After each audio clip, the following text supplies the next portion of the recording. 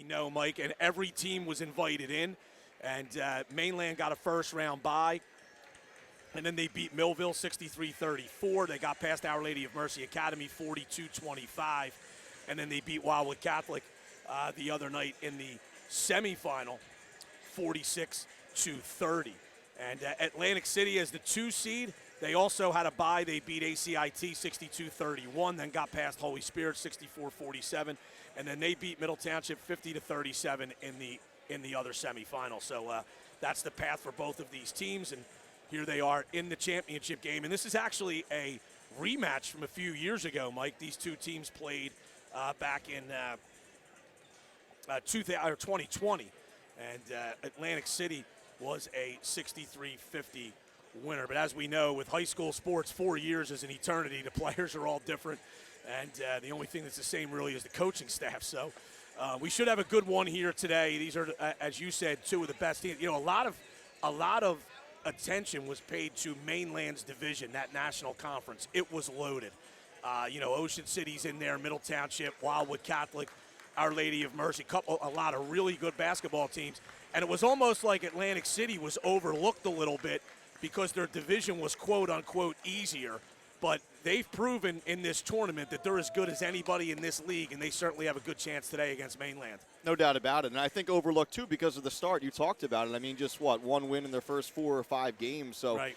Everyone kind of put the Lady Vikings to the side. And, you know, you do that at your own risk, right, because this is a team that hasn't lost since. And, you know, you talk about how it's really just the coaching staffs that remain from that 2020 game. One player who will play today played a very big role in that game, and that's Quinera Montague, the Mississippi state-bound senior for Atlantic City. She was a freshman on that team, played some really good minutes in that game. Kind I believe of a breakout game. Yeah, for no her. doubt about it. Close to a double-double if she didn't get it, and certainly she'll factor a big role here today. So it's Mainland and Atlantic City. Mainland is the defending champion. They beat Wildwood Catholic in last year's tournament championship game 54-38. So Mainland looking to go back-to-back, and that has not been done in a while. The last time a team has won back-to-back girls championships was when Ocean City won 3 straight from 07 through 09. So very, very interesting there. They're about to play the national anthem at Egg Harbor Township, so we'll step away with the audio, and we'll come back with the starting lineups right after this.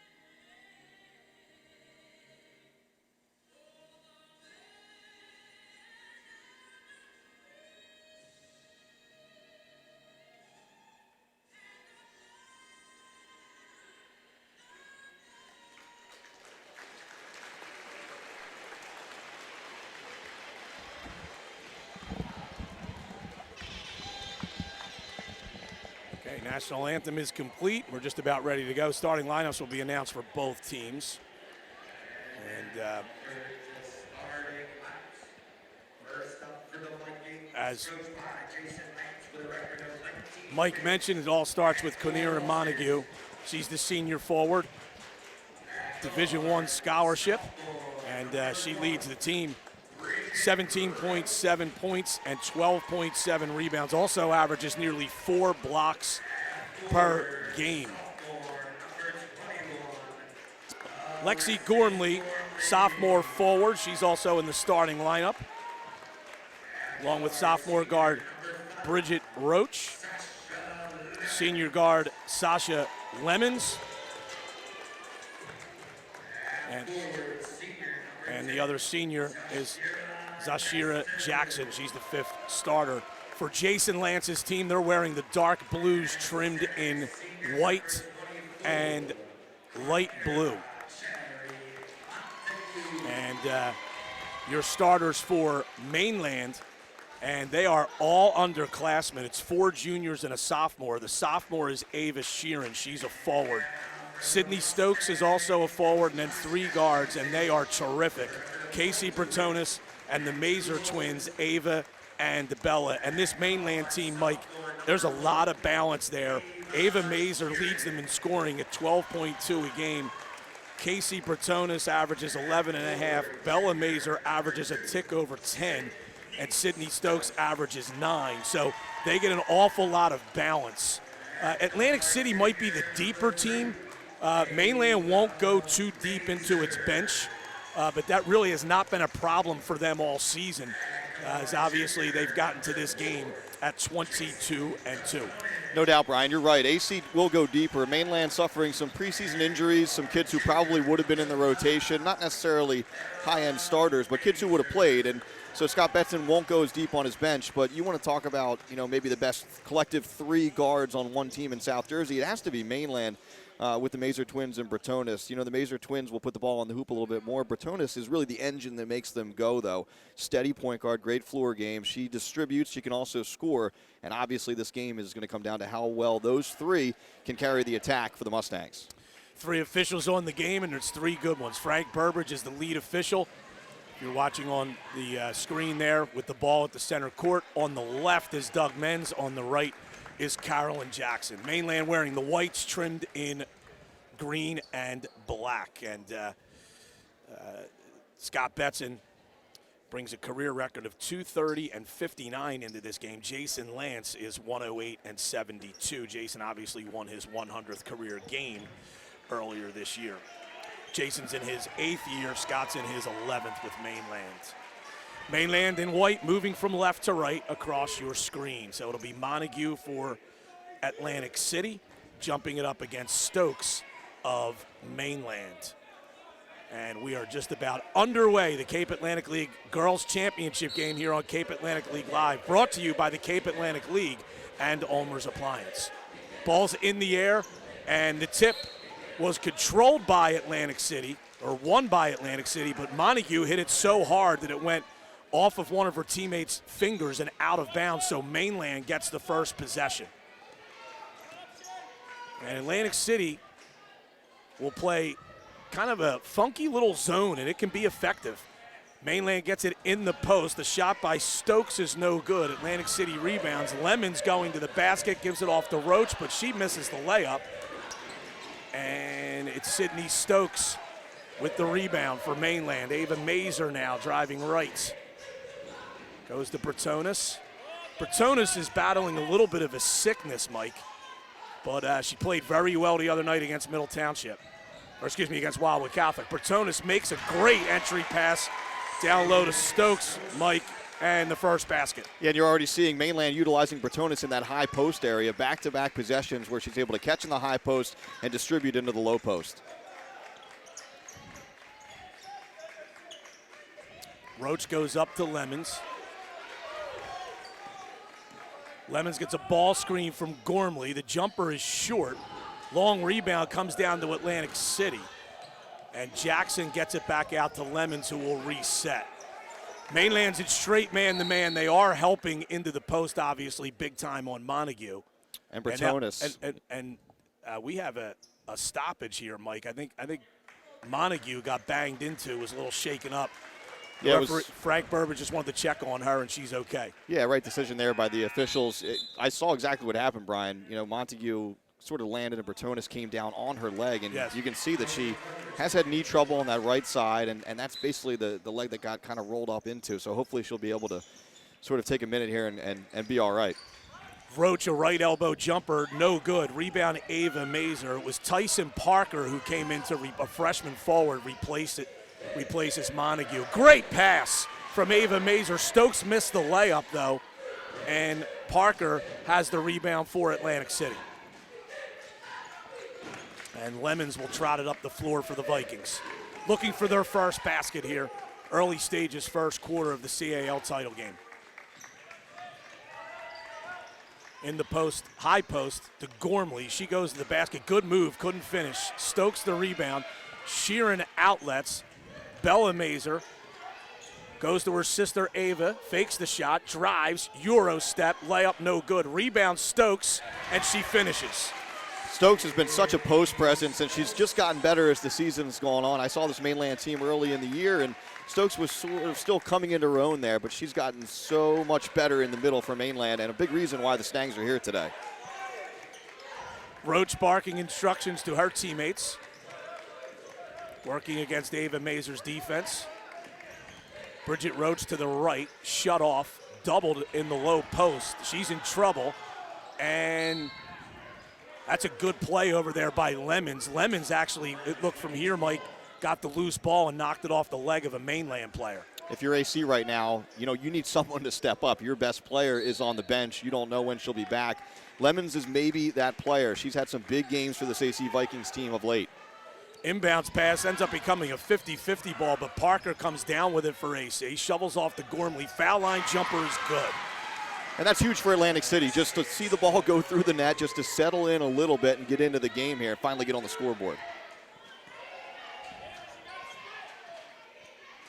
Ava Mazer, the basketball. Mainland, a 2-point lead. Bella Mazer, a baseline drive. Shoveled into the post, and Bretonis is fouled. This will be the first free throw opportunity for either team. And again, it's Bretonis working that high post area, Brian. So obviously Scott Betson and his staff have seen something on film, possibly even the first time these teams played, where that's an area they can exploit right now. Bretonis obviously is the point guard. She's the handler, but they're switching it up a little bit offensively. She's catching in that high post area, and you're seeing it's very effective so far. Mike mentioned the first time these teams played, Mainland won at 40-28 all the way back on December 17th. Second of two free throws here for Casey Bretonis. She missed the first. Montague back into the game as well, so a great sign for Atlantic City Vikings fans. Second one's also no good, but Ava Mazer comes down with the rebound, giving Mainland another crack at it here. Pass into the post to Stokes, shoveled it to Bretonis. She dips in, no good, but I'm going to say a travel. Yeah, it looked like defenders down low had position. Probably the right call there, Brian. You know, Bretonis maybe trying to make something happen there where it wasn't necessarily there. Mainland extended its defense out, but now they'll drop off as Lemons walks it up across the division line. Goes to Gormley. Tipped away. The pass was tipped away by Stokes. Outlet pass. Bella Mazer's layup is good. So Stokes, we sung her praises on the offensive end, but right there you can see how much better she's gotten defensively too. I mean, obviously, you know, going against some big size down there, and you're seeing Bretonis guard Montague, but Stokes is able to come over and help and force that turnover. Gormley, they tried to get it to Gormley in the post. Bella Mazer tipped it away. She goes the other way, misses the layup, and now Ava Mazer's going to get called for an over-the-back foul as Zashira Jackson of AC had inside position there. Yeah, it's interesting, Brian, watching Mainland on defense here, and obviously they started the game one way, and then when Montague went out, they sort of switched, but it is Bretonis who's given up some size, but certainly a tough defender trying to play Montague in the low post, and as we talked about, it's Stokes trying to play some help down there, but it's you don't want to say mismatch, right, because Bretonis is so tough defensively, but certainly giving up some height down low. This is Eileen Roach. She turns it over. Ava Mazer is fouled at half court by Zashira Jackson. And now Bridget Roach will come in, replace her sister. Mainland a 4-point lead in the ball here as we just moved past the midway point of the first quarter. High post pass to Bretonis. It was tipped out of bounds as Atlantic City now trying to take away that high post where Mainland, as Mike had mentioned, has been so effective offensively so far in this game. Here's Bretonis. Takes it left, hands off to Sheeran. Bad pass, stolen away by Bridget Roach. Outlets to Lemons, and she finishes. Vikings are dangerous on the run, Brian, excuse me. They like to get up and down. Mainland, not that they can't run, the Mustangs like to play more of a half-court game, but if the Vikings can get out a run today, that plays to their advantage. Now AC really extending its defense. Stokes goes high post to Bretonis. Foul line jumper, rattles in and out. Rebound taken by Bella Mazer. Here's Ava Mazer for 3. Off the iron, no good. Montague, great rebound. And an even better outlet pass to Roach, who missed the layup. Bretonis the rebound for Mainland, and now the Mustangs look to push. Ava Mazer down the lane, no good. Rebound followed up and in by Ava Sheeran. What a play by Sheeran. I mean, any offense that she can give you for Mainland is a bonus. She follows the shot there. It was Montague that altered the shot, but good hustle there from Sheeran. Yeah, you know, Mike, a lot of times when you have two good teams, two good defensive teams in girls basketball, a lot of times it comes down to who can get the most easy baskets. And that was an easy one there for Mainland on a good follow by Ava Sheeran. There's a foul. And Bella Mazer didn't like the call. I think, Mike, the whistle was a little late, but it was the correct call. Yeah, almost as if because it didn't come immediately, Bella thought it was a clean play. Exactly. And then sort of she kind of had to reach back in to get the ball fully, and that's when the whistle came in. Right. 8-4, Mainland on top.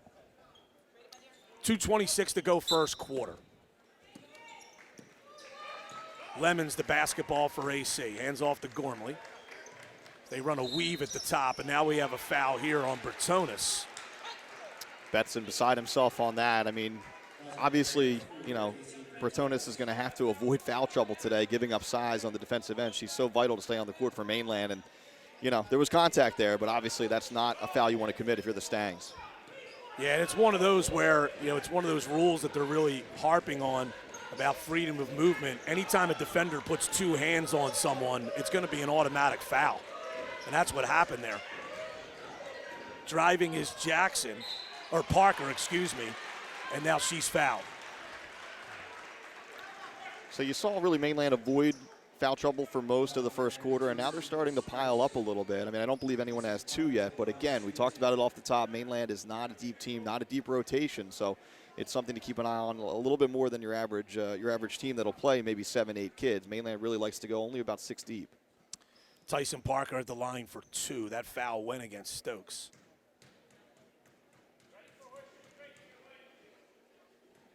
Parker certainly takes her time on her free throws, and the first one is good. I was going to say, is there a nail that wasn't hammered all the way in near the foul line there? It's certainly in the court now. Yes, it is. Maybe she likes to knock a little air out of the ball, you know, Mike? Everyone has their own routine. I can't say I've seen one like this, but it works for her. Yeah. And in and out on that free throw, and we have a foul. No, not a foul. We have a lane violation called on Mainland. So this is going to give Parker another crack at it.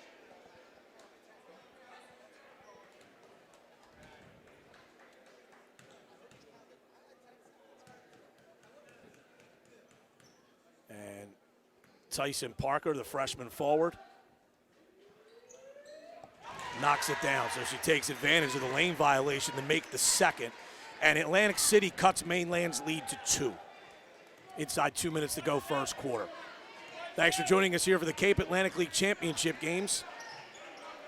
We'll have the boys coming up at 2 o'clock. Bretonis, great pass down low. Reverse layup, no good by Bella Mazer. And Gormley comes down with the rebound for Atlantic City. Lemons driving right. Blocked by Ava Sheeran and out of bounds. Good help defense there by the Mustangs. Sheeran was there, but Stokes had slid over as well. Lemons is a player that can certainly take the opposition off the bounce, and thought she had an angle there, and the Mustangs shut it down quickly. They lob it into Montague, no good. That was defended well by Mainland, and the Mustangs with possession leading by 2. Ava Mazer in the high post of Bretonas. Bounced down low. I believe that pass was kicked. I had people in front of me, Mike, but I went off the officials. Definitive kicking motion there? Yes. Doug Menz looked awfully athletic making that call. Great inbound play as they find Bretonas on the left block for a layup. And again, for people who maybe haven't seen Mainland, Bretonas is a guard, right? She's a point guard, but she does play low because Mainland doesn't have a lot of size necessarily, aside from Stokes. And I talking to the coaching staff before the game, Mike, they wanted to put one of their better offensive players in that high post and let her make the correct decisions. So far, it's been working for Mainland. They have a 4-point lead inside a minute to go in the first quarter. Gormley fakes a 17-footer, drives, and her pass is stolen away by Bretonas. She's trying to run, doesn't have the numbers, but she splits 2 defenders, goes to the basket, got it in a foul. Just such an underrated player, Brian. Again, the Mazers really, I mean, they get a lot of the headlines, and deservedly so. I mean, they can score in bunches, but like we mentioned off the top, you know, Bretonas is the engine. She doesn't always put up 15, 20 points a game, but she just makes the Mustangs go. 30-second timeout is called by Atlantic City. Jane Mead is going to check in to the game. She'll be the first sub for Mainland. She's a senior forward, and she's the only senior on this team. This is a young team for Mainland, who leads 12-6 here with 40 seconds to go in the first quarter. Yeah, Mead providing that senior leadership, Brian. It is rare to have such a good team be such a young team. And, you know, certainly this is a team that's going to be a force to be reckoned with next season. But, you know, the future is now kind of thing, right? I mean, this is a team that expects to not only win today, but, you know, to win a South Jersey Group 3 championship and maybe progress in the state tournament. So they're not thinking about next year. They're certainly thinking about this year. But Mead does provide sort of that senior voice, that leadership off the bench for this squad. So Casey Bretonas, who has 4 points, but she is 0 for 2 at the line, out of the timeout, will try to complete a 3-point play and give Mainland its largest lead so far. And the free throw, that one's also no good. Montague the rebound. And now here comes Atlantic City. 30 seconds to play in the period. Bounced in the post to Gormley, backs in. Nice move, Lexi Gormley, and a great entry pass by Sasha Lemons. That certainly looked like a set play, Brian. Looked like something AC saw in the first 7+ minutes, and they wanted to try to utilize Gormley. And Gormley's a very important player for Atlantic City because Montague draws so much attention. She's going to get her opportunities in that low post, and she took advantage there. Ava Mazer, a little out of control here, and this is going to go over to Atlantic City. So a chance here for the Vikings. Not a lot of time, 2.8 on the clock, but they see if they can run something here. That's actually a really good no call by the officials there. Mazer really tried to force her way in. But we'll see if Atlantic City can get a shot off. They're going to throw it deep. Montague comes down with it, heaves it, but the shot actually hits something hanging from the ceiling, so that is out of bounds as time expires. 12-8 Mainland after the first quarter. Thanks for joining us here on Cape Atlantic League Live, brought to you by the Cape Atlantic League and Ulmer's Appliance. And it's Mainland leading Atlantic City by 4 as we head to the second quarter of this Cape Atlantic League Girls Championship game. EHT and St. Augustine Prep, the boys game coming up at 2, and we'll have that for you as well right here on this same channel.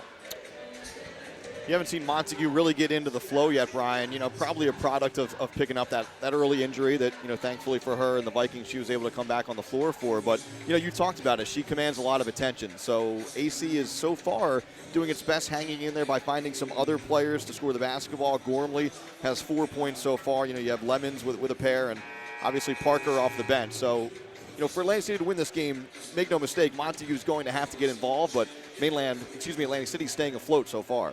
Well, Montague the other night, Mike, against Middle Township, was held to 2 points in the first half, and a lot of that was because of foul trouble. She only played 6 or 7 minutes in the first half because she had picked up 2 early fouls. But she came out in that third quarter and scored 11 points in the period, finished with 15 for the game, and had 8 rebounds and 4 blocks. So, even though Montague may not have done much and she didn't score in the first quarter here, she can certainly turn it on almost at any time and become a major factor in this basketball game. So Atlantic City will have it as we start the second period. Got a nice crowd here at EHT. EHT might be the biggest gym in the Cape Atlantic League, Mike. I don't know. Yeah, I Close. think so. And it's really filling in nicely for this girls' game. Yeah. Lemons goes in the post to Gormley. It was tipped by Stokes, but Gormley's able to retrieve. Lemons drives, goes back to Gormley. Little 12-footer, no good. Rebound brought down by Jackson. And then Ava Mazer comes up with the loose ball, shovels it to Sydney Stokes, who is fouled. What a heads-up play by Mazer. Ava was on the deck. She was able to grab that ball down there and then have the presence of mind to give it up right away before Atlantic City was able to tie her up.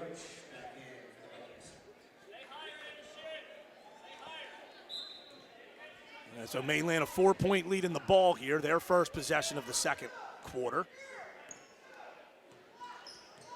Bertonis goes over to Ava Mazer, open for 3, but the ball didn't come out of her hands right. It was a bad miss. But Bertonis cleans up the rebound, and she is fouled. Bertonis knew it right away, too. She's seen her teammates shoot threes enough to know that one didn't look right, and she got it right off of the backboard there. It almost looked like, Mike, that Ava Mazer, right at the end of her release, that the ball kind of came loose in her hands a little bit, and she kind of pushed that shot. And as you said, Bertonis really anticipated. Wow, she is struggling at the line, though, Mike. She's 0 for 4 now. You see her throw her hands up in frustration. Yeah, you mentioned battling an illness earlier this week. It also looks like she took some contact to one of her eyes, during the past week, too. I mean, look, no excuses, obviously, from the free throw line if she makes the second. But, this has been in a condensed season. We can get into that later. But some tired legs, I think, for a lot of these kids playing today. And a lot of kids across the high school basketball landscape in South Jersey dealing with illnesses at this time of year. You have to fight through it. Here's Roach. Doubled at the top of the key. Steps through it nicely. But now the ball's loose on the floor, and Mainland has it. Ava Mazer over to her sister Bella in the post. Jump hook off the glass, no good. Rebound is loose. Sheeran comes up with it, shovels it out to Bertonis. It's a little bit of a hot potato here, and Bertonis does the smart thing and pulls it out, and will reset things for Mainland, which leads by 5, 6:40 to go in the second quarter. Brian Kniff alongside Mike Frankel, Bill Shawcross, Matt Ulmer on the production behind the scenes here. Ava Mazer drives, and she is fouled on the pass. And that's going to be the 7th foul, though, on Atlantic City, and that's going to send Ava Mazer to the line for a 1-and-1. Yeah, big or story. check that, Mike. Actually, they must have put the foul up quickly. It's the 6th foul on Atlantic City, so it's still an inbound. Right in the Stokes, and she's stripped by Lemons, who has the basketball for Atlantic City. Lemons down the lane, up and under move, no good. Stokes the rebound, Bella Mazer pushes. Bella Mazer up the right, stops, pulls up for 3, short. Long rebound will come out to Sheeran as she beats Lemons to the ball. Bertonis steps in. Good move, but then lost the handle. I think Montague may have tipped that away. And now Ava Mazer has it. Mainland trying to get a timeout, and the officials don't hear it, and the Mustangs turn it over. Here's Lemons to the basket, no good. Rebound to Stokes. Ava Mazer shovels it up to Bella. Her layup is good. And now Mainland finally gets its timeout. Frenetic pace to this one, Brian. Mainland wanted one before, but you know what? It ended up working out well for the Mustangs. Yes, it did. 15-8, they lead Atlantic City with 5:45 to go in the second quarter. And right now, Mike, defensively, Mainland has really been on point. They have, Brian. They have, no doubt about it. I mean, it's a situation where you're going against one of the better players, not only in the Cape Atlantic League, but one of the better players in South Jersey and in the state in Quinera Montague down low, obviously headed to Mississippi State next season. And really, Mainland has been able to shut her down so far. We talked about it. I mean, there was an injury early on. You're not exactly sure how much Montague is dealing with that right now, trying to play through with what the situation is. But, right now, Mainland is taking care of business down low. Really, it's been a yeoman's work from Casey Bretonis. Bretonis has been leading the charge not only on offense but on defense, but good help defense from Mainland. And so far, if you're, Scott Betson and the Mainland Mustangs, you have to be thrilled about the position your team's in. Yeah, they lead at 15-8, 5:45 to go second quarter.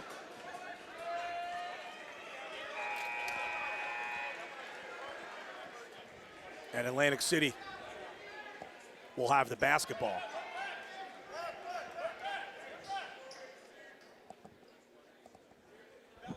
Vikings with just 3 field goals so far. And they've yet to score in this second quarter with 5:40 to go. Now they're going to put Montague in the high post area. Lemons with the basketball. Picked up by Sheeran. Goes to Roach on the right wing. Roach a dribble handoff with Montague. Tried a long pass into the post, stolen away by Stokes. Here goes Ava Mazer behind the back to Bretonis. Up and under move, no good. Rebound Montague. Outlets to Lemons. Lemons to the basket. Got it in the foul. What a finish. Lemons knew that contact was coming, Brian, from Bella Mazer. I think if you're Mazer, you have to either make sure she's not able to convert or just leave that alone. But what a tough play there by Sasha Lemons, able to just drive right through that contact and score. You don't see it a whole lot in the girls' game, but great upper body strength there to finish. Jane Mead will come in for Bella Mazer, who just picked up her second foul. And here's Sasha Lemons to the line to try to complete the three-point play. The free throw is short. Sheeran the rebound for Mainland.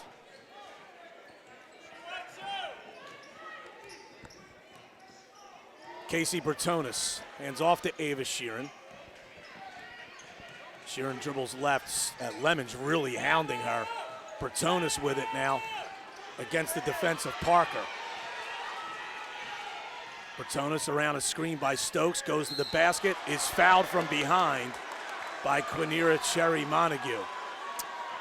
Yeah, Montague not thrilled with that call. I guess they're going to say that maybe there's some contact on the head, but, it's just, obviously that time was a foul, but we've seen Montague, if she doesn't block shots, Brian, she's affecting shots. Mainland a couple possessions ago, at basically a 2-on-1 break, came away empty because of Montague's presence. Yes. But something to keep an eye on. Obviously, if you're AC, you can't have her get into foul trouble. That is just her first of the day. Bretonis' free throw spins in and out. She is just 1 for 6 from the line. Second one is good. And her form looked perfect on that second one. If she can repeat that the rest of the way, maybe she'll be okay at the line. 16-10 Mainland. Atlantic City the ball. Traveling with it is Sasha Lemons.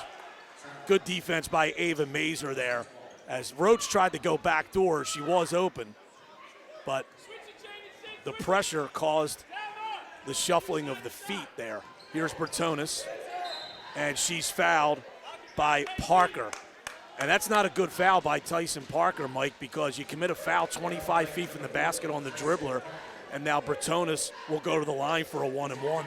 No doubt. You want to play tough defense, obviously, if you're Atlantic City, but, you have to kind of slide. If you get beat off the dribble out there, you have to rely on your teammates to slide over and help. You can't be committing those fouls.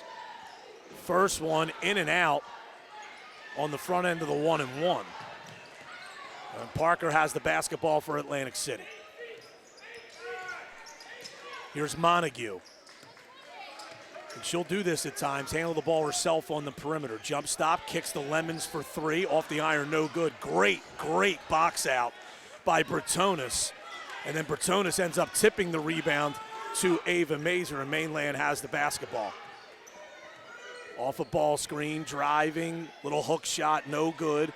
Rebound in the post by Stokes, that's no good. Another rebound by Mainland, a 3 for Sheeran, bang. And Mainland has its largest lead at 9. And again, it's Montague altering shots in the post, but if you're Mainland, more points from Sheeran is a bonus, and that's just smart offense from the Mustangs. Find the open player. She doesn't score a bunch, but wide open, take the 3, why not? Sheeran with 5, and it's Atlantic City by 9. Here's a jumper on the way for three by Cecilia Murata, who checked in on the last substitution. That was no good. Mainland with the basketball. Ava Mazer down low, too high for Stokes. She kicks it out. Bertonis for three. That's an air ball. And we're going to have a foul on Jane Mead over the back. Good box out there by Tyson Parker, the freshman. Sixth team foul on Mainland, and first foul on Mead. And if you're Atlantic City now, Brian, you know, where does that offense come from? It's been sort of stuck in neutral here. The Vikings worked their way back into the game in that first quarter, but again, Montague's still scoreless. Who is going to be able to step up and try to chip into this deficit here for AC? Roach falls to the floor with the basketball, picked off by Mainland, but Parker takes it right back for the Vikings. She'll bring it left, shovels it to Murata. And now Atlantic City settles things down. Lemons turns and looks for instruction from Jason Lance and the coaching staff. Lemons goes left. And now here it is with Quinera Cherry Montague. Jump stop, jump shot, no good. Rebound brought down by Ava Mazer of Mainland. And Bertonis, again, hounding Montague. I mean, look, she struggled at the free throw line today, but, you know, other than that, she's played so tough both on offense and certainly on defense, Brian. Mainland spreading the floor here as Atlantic City goes back to man-to-man. Great job by Casey Bertonis stepping to that basketball, and that causes a foul. It's such a fundamentally sound play. If she doesn't step to that ball, Sasha Lemons is going the other way for a layup attempt. But because she did, she absorbed contact, and now she'll go to the line for another 1-and-1. But obviously, her free throw struggles in this game have been well chronicled by us so far. That one is good. She'll get another. Bertonis is 3 for 9 from the line. She has 7 points. And the second one is good. Atlantic City has scored just 2 points in this second period. Mainland has outscored them 9-2 so far in the period. Lemons hands off to Parker. Parker over to Roach. Roach for three. Rattles it home. Big basket there for Atlantic City. Bridget Roach on the right wing three-pointer. That's what we talked about. Who else was going to step up and put the ball in the hoop? It was Roach, and we'll see if that can maybe get the Vikings going late in the second here. Bertonis to the basket, stripped by Lemons, got the ball back, shoveled it over to Mead. And now it's Ava Mazer driving, shooting, no good. Rebound Stokes, no good but a foul. And Sydney Stokes will go to the line for 2 shots. And this is the first Mainland player other than Bertonis to go to the line here, Mike, in this game so far. Stokes has been good down low, Brian. Help defense, you know, rebounding there, altering shots. So she's been efficient so far for Mainland. Free throw by Stokes is no good. She has 4 points in the game. Both baskets came in the first quarter. Second free throw is also no good. Rebound to Montague. And here comes Sasha Lemons.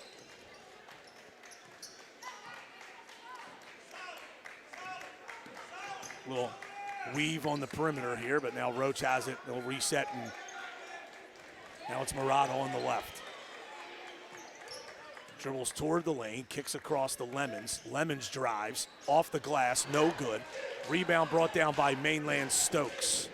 And we'll check the stats at halftime, Mike, but Stokes has a bushel full of rebounds in this game so far.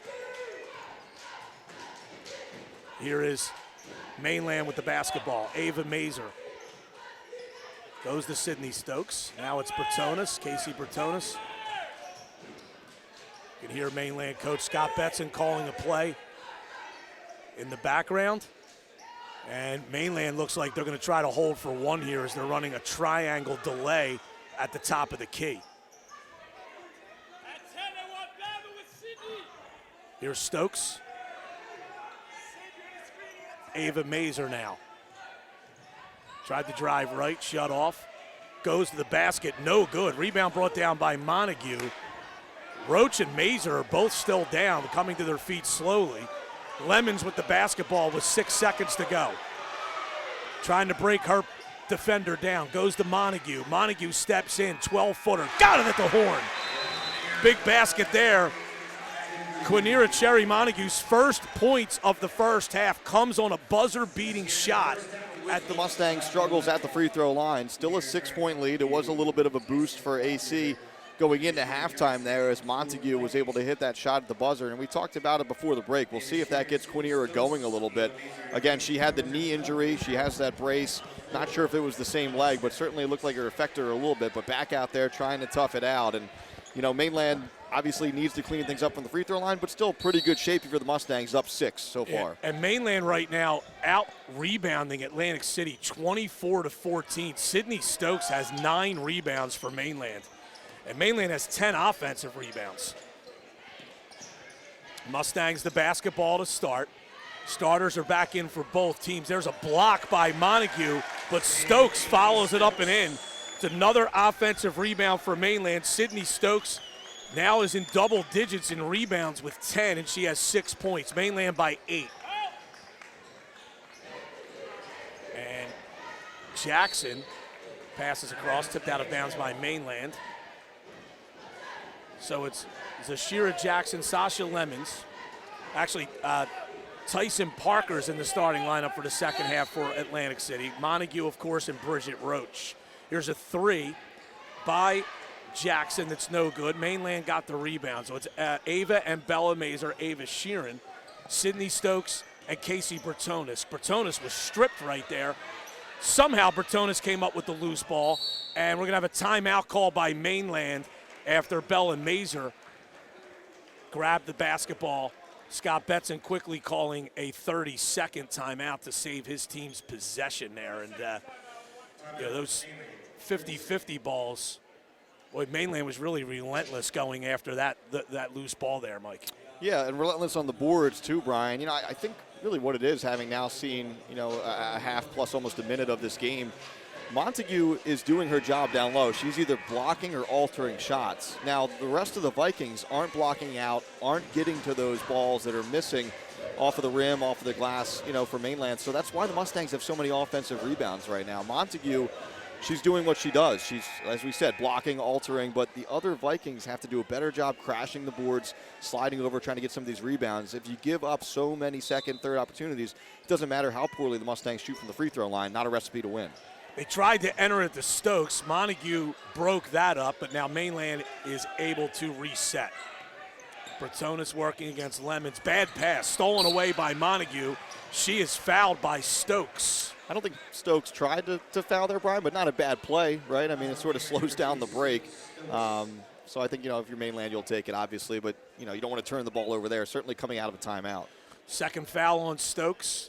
First team foul of the second half for Mainland. Atlantic City may not have wanted that foul called, Mike. You know, they were breaking the other way. It ends up being, as you said, kind of a strategic foul there by Mainland to prevent a fast break opportunity for the Vikings. Here's Lemons with the basketball. Goes to Roach. Roach lobs to Montague. Great pass. What a look by Montague. And Jackson lays it in on the right side of the rim. All in one motion, too. Montague knew exactly where she wanted to go with that basketball, even before she caught it. Caught it and just kicked it down low. Now, Montague's been doubled enough in her high school career. She certainly knows what to do with the basketball when that happens. Here's Stokes with it, goes to Sheeran. Sheeran is fouled as Jackson got a little too handsy there on defense. And again, I mentioned that in the first half, you know, defender. As soon as you put two hands on a player, especially when they have the basketball, it's going to be an automatic foul. Aubrey Lucky checking into the game for Atlantic City for the first time. And now 3 on Jackson. You know, you get the sense that Jason Lance was talking about defensive pressure at halftime. Got to be smart, though. Bertonis hands off to Stokes. Stokes tried to shovel it across, and it's stolen away by Atlantic City. And here is Lemons. Little jumper is in and out by Jackson. Parker got the rebound, but stepped on the end line, and Mainland will have it. Yeah, obviously not a good view that we had from here, but it seemed like the right call, Brian, because she came from an out-of-bounds position. She sort of circled around the players down low, so it would have been tough for her to land in bounds there. Mainland the ball, leading by 6. Bertones goes backdoor to Stokes. Layup is good. Stokes ran hard to the high post and then cut back door. And Bertones found her. And Stokes has 8 to go along with her 10 rebounds. Lemons goes to the left. Roach. Lemons again. High post pass to Montague. Dips in. A lot of contact there, but the rebound's brought down by Bella Mazer. Montague was fortunate not to get called for an offensive foul. Pass to Sheeran too high and out of bounds. Mainland by 8. Atlantic City the ball. 5:19 to go in the third quarter. A lot of contact, as you said, Brian. I mean, I like to play on there. You know, I know Bertones is going to need some ice one way or another after this game is over. She's really sacrificing her body out there, but, you know, taking the pounding in the post. And again, I think the onus on AC right now is to get Montague going. We saw the quick pass in there and the dish from her, and I obviously want to get her scoring some points as well. Bridget Roach dribbles away from a double team, goes to Sasha Lemons in the corner. Sheeran shuts her off on a baseline drive attempt. Now it's Montague. Montague dipping in, shut off. She's doubled on the wing. Passes in the post, and the ball stolen away by Ava Mazer. And I think Parker may have dribbled that ball off her own foot, and then Mazer picked up the loose ball. Here is Bertones, goes to Stokes, top of the key. Right side to Ava Mazer. In the post to Bella Mazer. Turns, shoots, no good. Rebound, Stokes. Layup is good. Just right place, right time again, and we've said it all day long, Brian. Stokes is having a tremendous game for Mainland. Yeah, she's a double-double right now, 10 points and 11 rebounds. And it's Mainland by 10, 27-17, as they've gone on a 6-2 spurt to start this second half. Lemons goes over to Lucky. Lucky for 3, off the iron, no good. Rebound brought down by Bella Mazer. Bella Mazer will push it up the right sideline. Now they have a little 2-on-1. Got it to Stokes. Dips in. Off the glass and good. And it seems like such a simple play, but I don't know if that's a play Stokes makes earlier in the year, just taking that extra second, pivoting, and giving yourself an easy layup. Just composed. It was a composed move by Sydney Stokes, who is having a wonderful game to this point. Mainland has its largest lead at 12, 29-17. 3:40 to go third quarter in Atlantic City. Calls a timeout, and it is certainly a critical time in this game right now, Mike, for the Vikings. And I'll tell you what, Brian, you know, Ava Mazer, I believe, correct me if I'm wrong, is Mainland's leading scorer. I know that it's pretty close between Bella and Bertones, but Ava Mazer is scoreless here today. Yes. So if you tell Jason Lance that you're going to keep the other team's leading scorer shut down at the 3:40 mark of the third quarter, he'd say, great, I'll take it. But Mainland has found other ways to score the basketball. You know, Sheeran with 5 big points in the first half, but we've just mentioned it. You know, Stokes has been tremendous, and Bertones, you know, you talk about this quote-unquote floor game in high school basketball, right? What does that mean? It just means the leader out there. She's making the right plays on both ends of the floor. Yeah, she came into the game averaging 9. She has 12 in this game so far, to go along with what we know is at least 11 rebounds, and we'll have the full official stats after the game. She had 9 rebounds at halftime, but Sydney Stokes so far on a big stage is having a terrific basketball game right now for Mainland, and the Mustangs lead it by 12 at 29-17.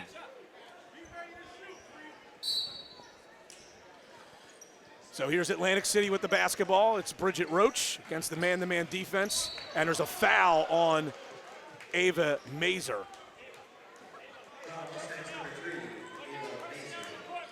Yeah, I think Ava's obviously frustrated, you know, used to scoring points, and you're scoreless to this point, but I think you have to kind of take a step back. Easier said than done, you know, when you're a high school basketball player. But say, you know, my team's up 12. I don't need to force it here. Just play smart. Lemons turns the corner. Off the glass, no good. Stokes, another rebound for Mainland. Bella Mazer will bring it up across the division line. Goes down low to Ava Mazer, across to Sydney Stokes, no good, but a foul. And Stokes will go to the line for 2 shots. Stokes has all 8 of Mainland's points here in the second half. And the Mustangs are ahead by 14 at 31-17. Yeah, and we heard Betson yelling, settle, right? Like they don't want to go end to end right now. They don't need to go end to end as Stokes hits the first free throw. She's 1 for 3 from the line. Sorry, Mike. No problem. And just take that extra second, right? You don't want to play stall ball, but just settle things down. You don't need to go 100 miles an hour right now if you're Mainland. Rebound of the second missed free throw by Mainland, and Ava Mazur gets her first basket. The score now is 32-17. They had it wrong earlier. It was 29-17 when Stokes went to the line. She made the first, and then the offensive rebound and basket by Ava Mazur now makes it 32-17. It's a 15-point lead for Mainland. And this ball is tipped out of bounds by Bretonas. She looks like she may have turned her ankle again. She's been dealing with that, Mike. But she's going to stay in the game. Bretonas is this condensed season personified, I think, Brock. Yes. Lexi Gormley back in for Atlantic City. Cherry Montague, that's an offensive foul. That's a good call there. Montague stuck her head and shoulder into the body of, I believe it was Stokes. Yeah, she seems hobbled too, Brian. Again, she took that early injury, the awkward fall someone landed on her. Just not sure she's 100% right now, but trying to gut it out. Bretonas working against Sasha Lemons. Stokes way out high for Mainland. Goes to Ava Mazur. Backdoor pass to Bella Mazur in the post. Dips in, off the glass, no good. Rebound, Stokes. Got it to Bretonas. Great ball fake, but she traveled.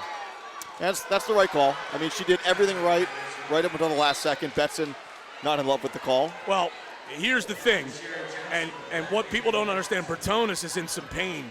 Is she going to try to gut it out?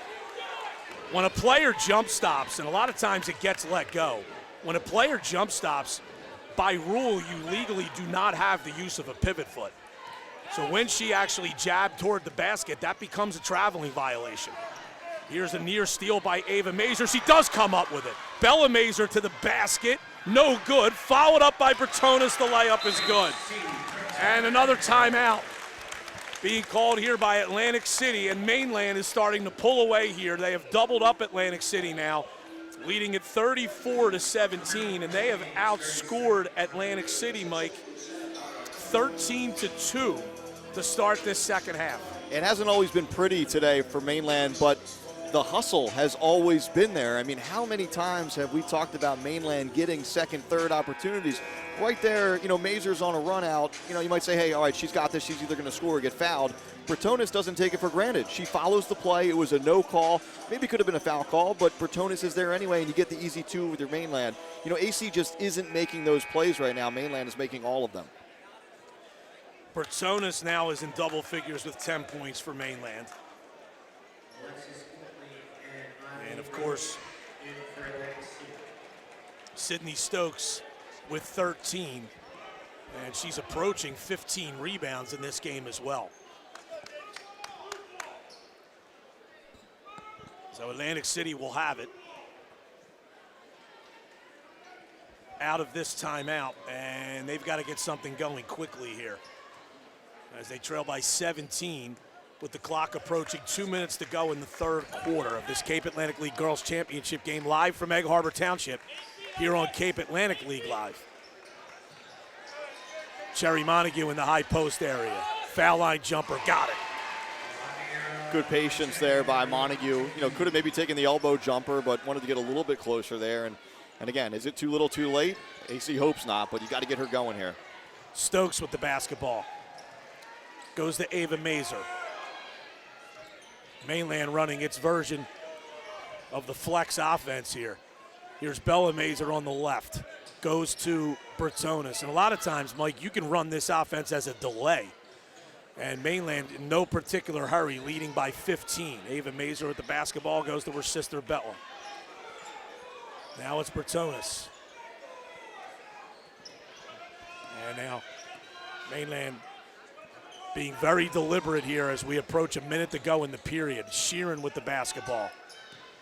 Goes over to Bella Mazur. Up top to Ava Mazur. Ava Mazur a drive. Tried to pass across and threw it away. Cherry Montague with it. Got it up to Eileen Roach. Rejected by Bretonas and out of bounds. Just another part of her game, Brian, able to track down that ball in the air. I think Montague, it's an unselfish play. You give that up, but, I think if I'm Atlantic City, I want Montague to maybe keep that ball, maybe try to get all the way to the cup there. She's obviously a more efficient scorer near the rim. Jane Mead into the game for Mainland, replacing Ava Mazer. Sasha Lemons is back in, replacing Eileen Roach for Atlantic City. Montague trying to drive baseline. Created some space, probably got away with another offensive foul, but knocked down the jumper. And now it's a 13-point game as the Vikings have scored 4 straight. Here's Bertonis taking it left, and now we have a foul called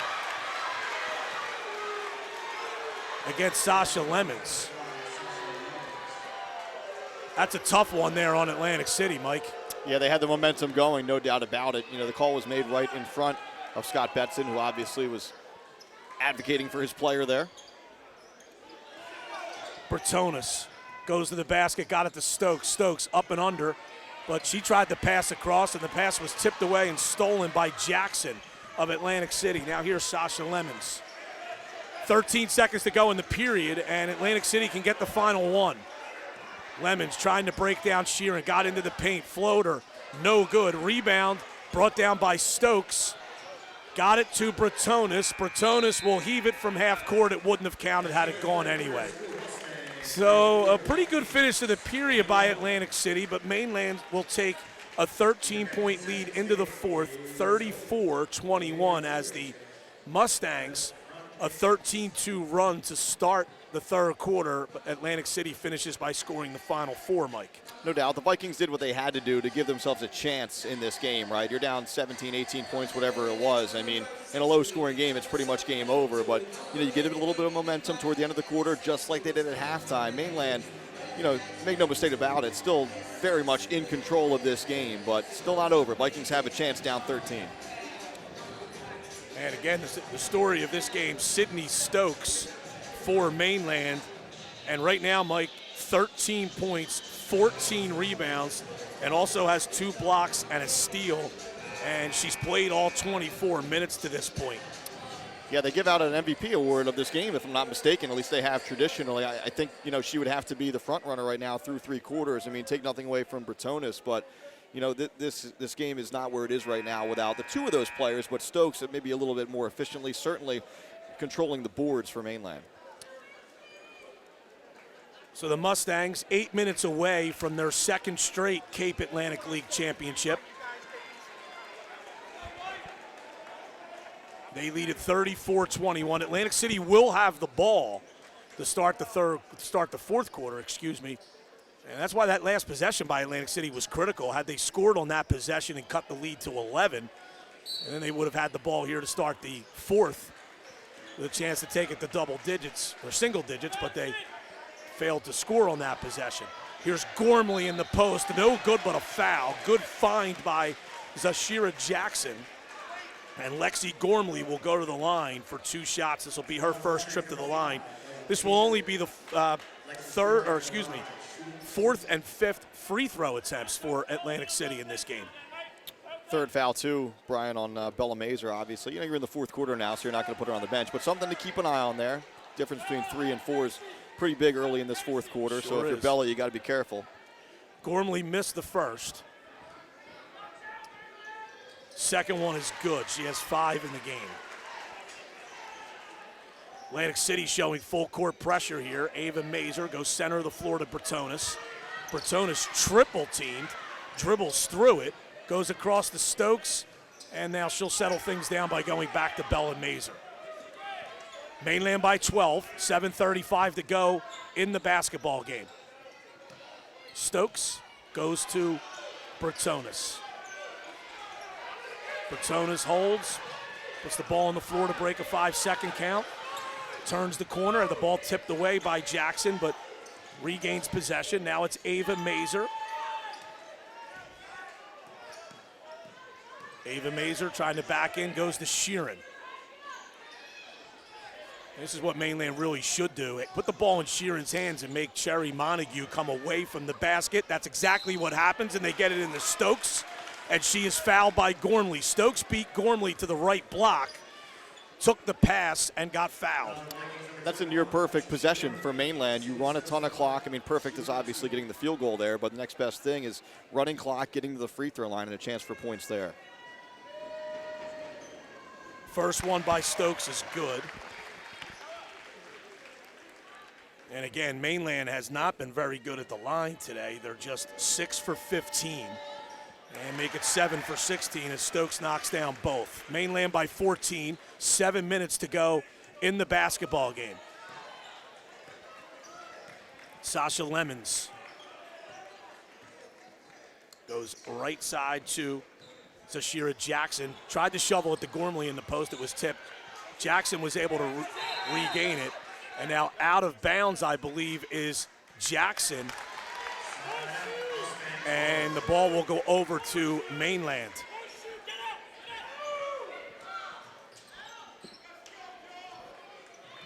Bratonis the basketball for Mainland. Right side, Bella Mazer. Shoveled it to Stokes, but she's called for a traveling violation. Yeah, Stokes was trying to clear Montague out there and give a path to Mazer. You know, I think Mazer got caught between maybe trying to score and trying to stall there, and at the last second tried to dish it off. But either way, you know, Atlantic City with a chance again. They have to get going right now if they're going to do it, Brian. 14 points in a low-scoring game. They need to start scoring and getting stops. Lemons travels with the basketball. Kind of an unforced turnover here. And really, it's been, you know, we saw Meade come into the game just maybe briefly there, but really it's been this 5 for Mainland. So, you know, you bring up tired legs. This is a group that certainly doesn't look tired right now, but something to keep an eye on. It's 5 players seemingly playing the entire game to this point for the Mustangs. Eileen and Bridget Roach both back in for Atlantic City. Ava Mazer goes to the basket, stripped by Cherry Montague. It goes out of bounds, and Mainland will have it. You know, sometimes the right decision there for Ava Mazer might have been to just jump stop in the top of the lane, take that little jumper if you're going to try to score. They get it to Stokes, miss the layup. Montague the rebound for Atlantic City, and now she's called for traveling. Been that kind of day for the Vikings, right?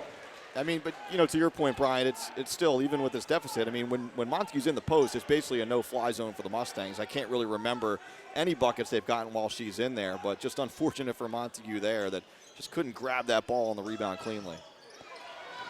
Inbound pass goes all the way into the backcourt. Sheeran has it. I think Sheeran at first thought that was going to be a backcourt violation, but that is a legal play.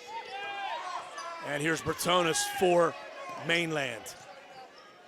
Bounces over to Stokes. Stokes holding against Montague, puts the ball on the floor, goes right. Got it to Bella Mazer. Driving right. Goes to Stokes. Now it's Bratonis. Mainland holding a 14-point lead in the ball. 5:40 to go. Bratonis broke that 5-second count by backing away. Now kicks to Stokes. And it's Bratonis again. Sheeran on the left. In the post, Bella Mazer shovels off to Sydney Stokes, and she's wide open and finishes. Stokes' big game continues, Brian. You know, she has 13 in the second half, 17 for the game, Mike. Montague, a jump hook along the baseline, no good. And now we have a tie up for a loose ball. And I think that, you know, just going back to Stokes for a moment, I think this is a situation where, look, you know, you game plan for Mainland's best players, right? And all year, their best players have been the Mazer girls and Bratonis. And then Stokes steps up in a big spot. They're not paying a ton of attention to her, and all of a sudden she's killing you. Well, Atlantic City was actually granted a timeout, Mike. I guess the officials deemed that Lemons had complete possession of that ball when Jason Lance screamed for a timeout, so it was not a jump ball. And Atlantic City's going to have possession after this timeout. And they trail by 16, though, with 5:06 to go in the game.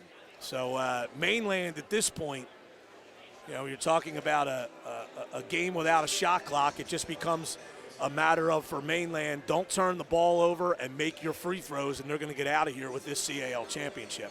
I do like what Mainland has been doing with this big lead. I mean, it's not an all-out stall. It's sort of, whatever you want to call it, four corners, make them come out and play you. If you're able to get a layup, take it. Anything other than a layup, you don't want to take. But it's not an outright stall. And we've seen, you and I have covered enough basketball to know, even with a big lead, just straight up holding the ball sometimes comes back to backfire. You still want to attack when it's there. Yeah, and I think you're right. I don't remember the last time Mainland attempted anything but a layup. And it's a smart strategy with this double-digit lead that has now ballooned to 16 as Atlantic City will inbound it. Bridget Roach to trigger it. Lobs to Montague, dips in, and her jump hook is good. Montague with 8. She has 6 in the second half.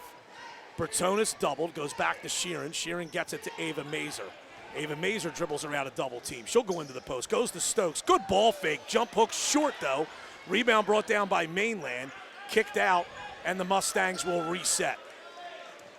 Bertonis the basketball. Goes to Stokes. Bella Mazer now. Bella Mazer goes down the lane, stripped, and she was fouled. And Mainland will inbound underneath the basket. 6-team foul against the Vikings. Ava Mazer almost threw it away, but Sheeran prevents it from going out of bounds.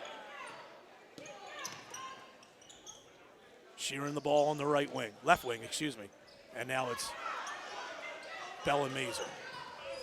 As Mike said, Mainland being very deliberate, spreading the floor and looking for nothing but layups. Bertonis drives, and she's fouled by Lemons. And let's see if they give her 2 shots on this. I'm not sure. And they are going to make it a 2-shot foul, Mike, and Casey Bertonis will go to the line. Chance for Bertonis to catch her breath a little bit, too. She's only 4 for 10 from the line. That one's in and out. She's had quite a few of the misses do just that. Certainly isn't missing badly. It's just one of those unlucky days at the free throw stripe for Casey Bertonis. Pretty much all of her misses have been right around that in and out, right around the rim. She makes the second. She has 11 in the game, and it's Atlantic City trailing now to Mainland by 15. Zashira Jackson in the post, rejected by Stokes, and the rebound brought down by Sheeran. 3:45 to go. Mainland by 15. To the basket, got it, and a foul. What a move and what a finish by Ava Mazer. That's one of those, if you're Mainland, no, yes, right? You want to eat some clock, but Mazer certainly found a lane there, and credit to her. I mean, look, it seems like Mainland is on its way to a Cape Atlantic League championship. I know it hasn't been the most productive game for the Mazer girls, but they're contributing, no doubt about it. And even just their presence out there has been opening up some other things. I mean, they've been guarded closely on the three-point line. I don't believe they have a 3 today, but that's sort of opened up some other areas of the floor for Mainland. Free throw's no good by Mazer. Rebound comes down to Atlantic City's Tyson Parker. Zashira Jackson fouled out on that last foul, Mike, so she is finished for the day for Atlantic City. And there's a pass stolen away by Bella Mazer. Lobs it ahead and just threw it too far. She had 2 players ahead of the pack, Bertonis and Ava Mazer, and she threw it too far for both of them. And if you threw it too far for both of them, you threw it way too far because those 2 kids can run. No doubt about it.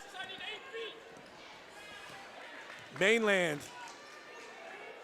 with the big lead here, and the long 3 by Lemons is no good. Ava Mazer, the rebound, and clock is approaching 3 minutes to go. And Mainland certainly in pole position here. Good steal by Sasha Lemons, and she is fouled by Bertonis.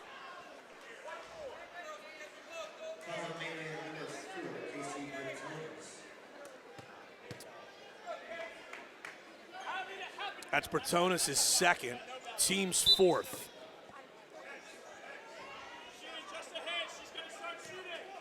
And here comes Bridget Roach. Got it to Gormley. Gormley hands off to Cherry Montague.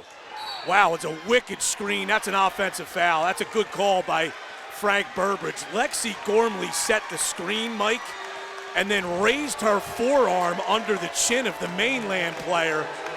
Atlantic City fans don't like it, but that is a terrific call by Frank Burbridge there.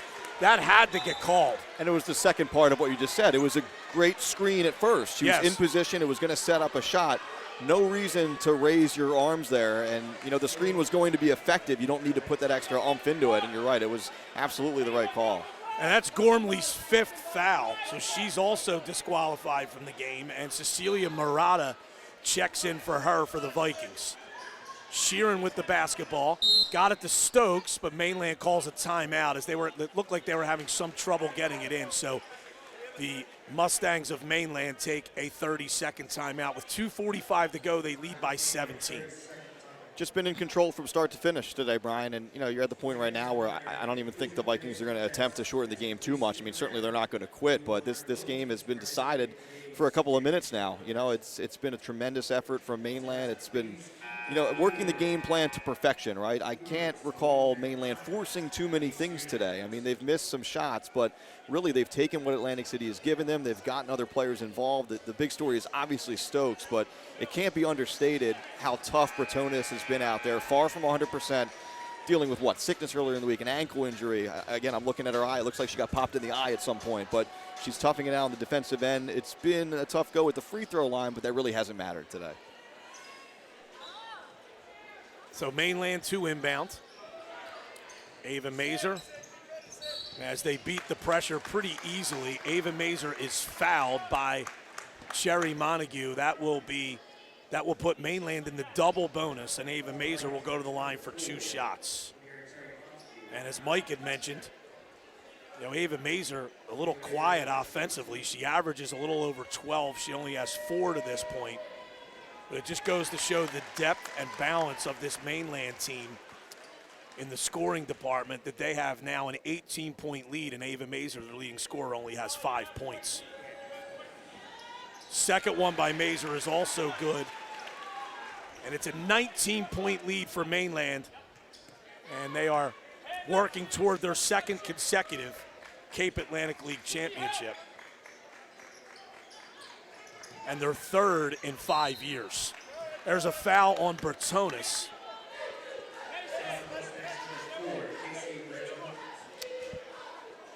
And Atlantic City will inbound on the sideline. Boys game coming up at 2 o'clock. It'll be St. Augustine Prep against Egg Harbor Township in the Boys Cape Atlantic League Championship game. And we'll have that, of course, for you on this same channel here on Cape Atlantic League Live. Sherry Montague with it for the Vikings. Gets a screen, shoots a 3. This is short. Rebound comes down to Ava Mazer. Ball knocked out of her hands, and picking up the loose ball is Tyson Parker, and she is fouled. She'll go to the line for 2. So give Atlantic City credit, Mike. They're still going after this thing, even though they're going to need basically a miracle at this point, down 19 with 2:08 to go. Yeah, it certainly hasn't been Atlantic City's day. I think this is obviously a team that still has a lot to play for this year. I mean, this is just the end of the Cape Atlantic League tournament, and this is a team that expects to do some damage in the South Jersey Group 4 bracket, as Mainland expects to do the same in South Jersey Group 3. But, you almost got the sense right away it wasn't going to be Atlantic City's day, and because you have to credit Mainland. They came in just with that good game plan to get some other kids going early, and it's just kind of snowballed from there for the Vikings today. You mentioned the state tournament in South Jersey Group 4. Atlantic City's the 5 seed. They'll host number 12 Kingsway on Tuesday. Mainland's the top seed in Group 3. They'll play Monday against Pemberton. Yeah, Parker makes both free throws. I was going to say one thing about Mainland too. Shawnee is Group 3 this year, and that is one of Mainland's losses this year. So something to keep an eye on as we progress into later this week and beyond here. Certainly that is a potential South Jersey championship game in Group 3 that I think a lot of people, certainly in the Mainland camp, might be looking forward to, the rematch with the Renegades. And, of course, there's also a possibility it could be a Mainland Ocean City no doubt, game no as doubt. well, which is also big for this area. Bratonis was fouled. She'll go to the line for 2. First one's no good. almost laughing about it at this point. What else can you do? You're about to win a Cape Atlantic League championship. You've done everything else right today. Just for whatever reason, haven't been able to get the free throws to drop. Second one is good. Eileen Roach will return, replacing Cecilia Murata for Atlantic City. Mainland by 18, 44-26, as we move inside 2 minutes to go in the game. Sasha Lemons at the top of the key, driving right, hands off. Bridget Roach for three. It goes in and out. Stokes, another rebound. And she is by far the leading rebounder in this game. She had 14 through 3 quarters. Bella Mazer, and she's fouled by Roach. And Bella Mazer will go to the line. This will be her first trip there. She has 4 points in the game. What's interesting too, Brian, today, I think both teams maybe have one three-pointer on the day. It's just been, Mainland's a team that likes to shoot the three. Atlantic City, a little less so, but this game has been played and won inside the three-point arc for Mainland. Bella Mazer missed the first. Yeah, and if there's anything that negative that Mainland will take out of this, it's going to be their performance at the free throw line. Second one by Bella Mazer is good. She'll come out as she's replaced by Jane Mead, and she gets a nice round of applause from the Mainland faithful. 45-26, Mustangs in control. 1.5 to play here. Cape Atlantic League Girls Championship game at Egg Harbor Township High School. Eileen Roach goes to her sister Bridget. Back to Eileen, thought about a three, doesn't pull the trigger. Bridget Roach to Sasha Lemons.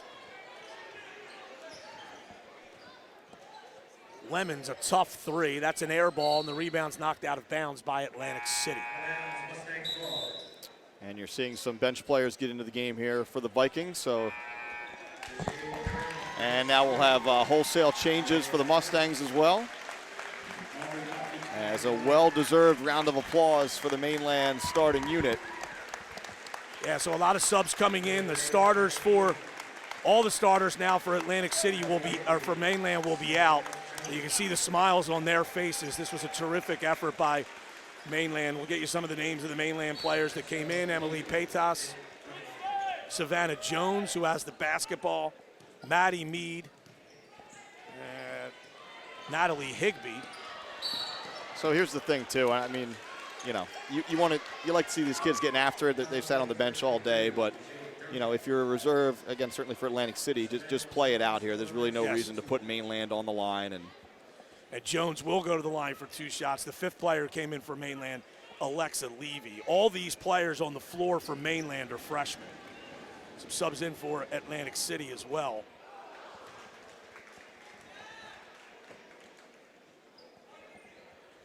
And it's like Bryn Swift is on the floor, Brian, is checking my stat sheet here. Claire Kelly on the floor for Atlantic City. Yes. And ball's going to go off of Atlantic City and out of bounds. They're going to give it back to Mainland.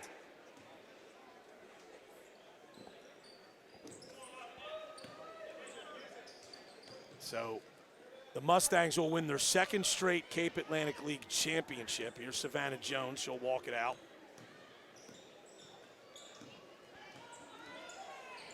And now we have a steal. Coming up with it was Claire Kelly.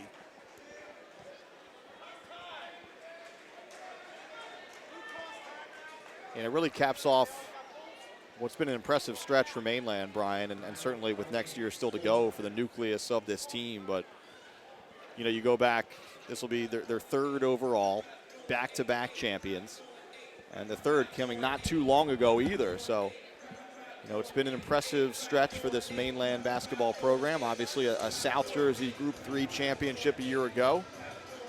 And before falling in the state final against a very good Sparta team in a game that wasn't really that close. But this is a Mainland team that, a Mainland team that not only has aspirations for this, which they've clinched here today, but aspirations for another South Jersey title and possibly a run in the state tournament. And it's just been a tremendous run for the nucleus of this team.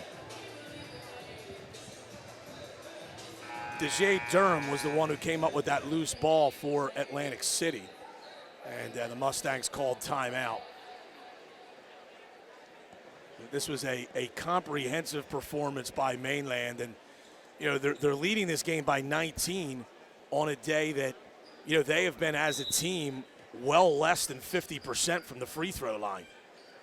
Just speaks even more to the dominance of what that score would have looked like. Yes. Had they been on from the stripe. Lucky with it for Atlantic City. Tried to shovel it off to Kelly. She couldn't save it inbounds, and the loose ball's picked up by Mainland's Higbee. Jones goes to Levy, and now Jones is fouled.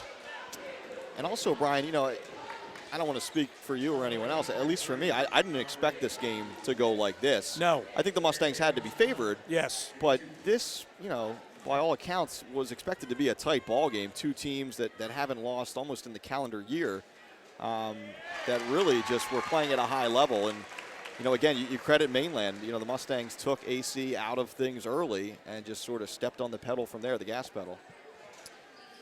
Levy made one of two. Mainland comes up with the rebound as Higbee got the loose ball, and now Mainland ends up dribbling it out of bounds inadvertently, so Atlantic City will have it. 46-26, 18 seconds to go. And here comes Claire Kelly. Driving. Excuse me, that was Dejay Durham. Murata shoots a jumper that's no good. Rebound brought down by Paytas, and that'll do it. 46-26. Mainland is your Cape Atlantic League champion. Terrific performance here at Egg Harbor Township High School as they dominated this game almost from start to finish.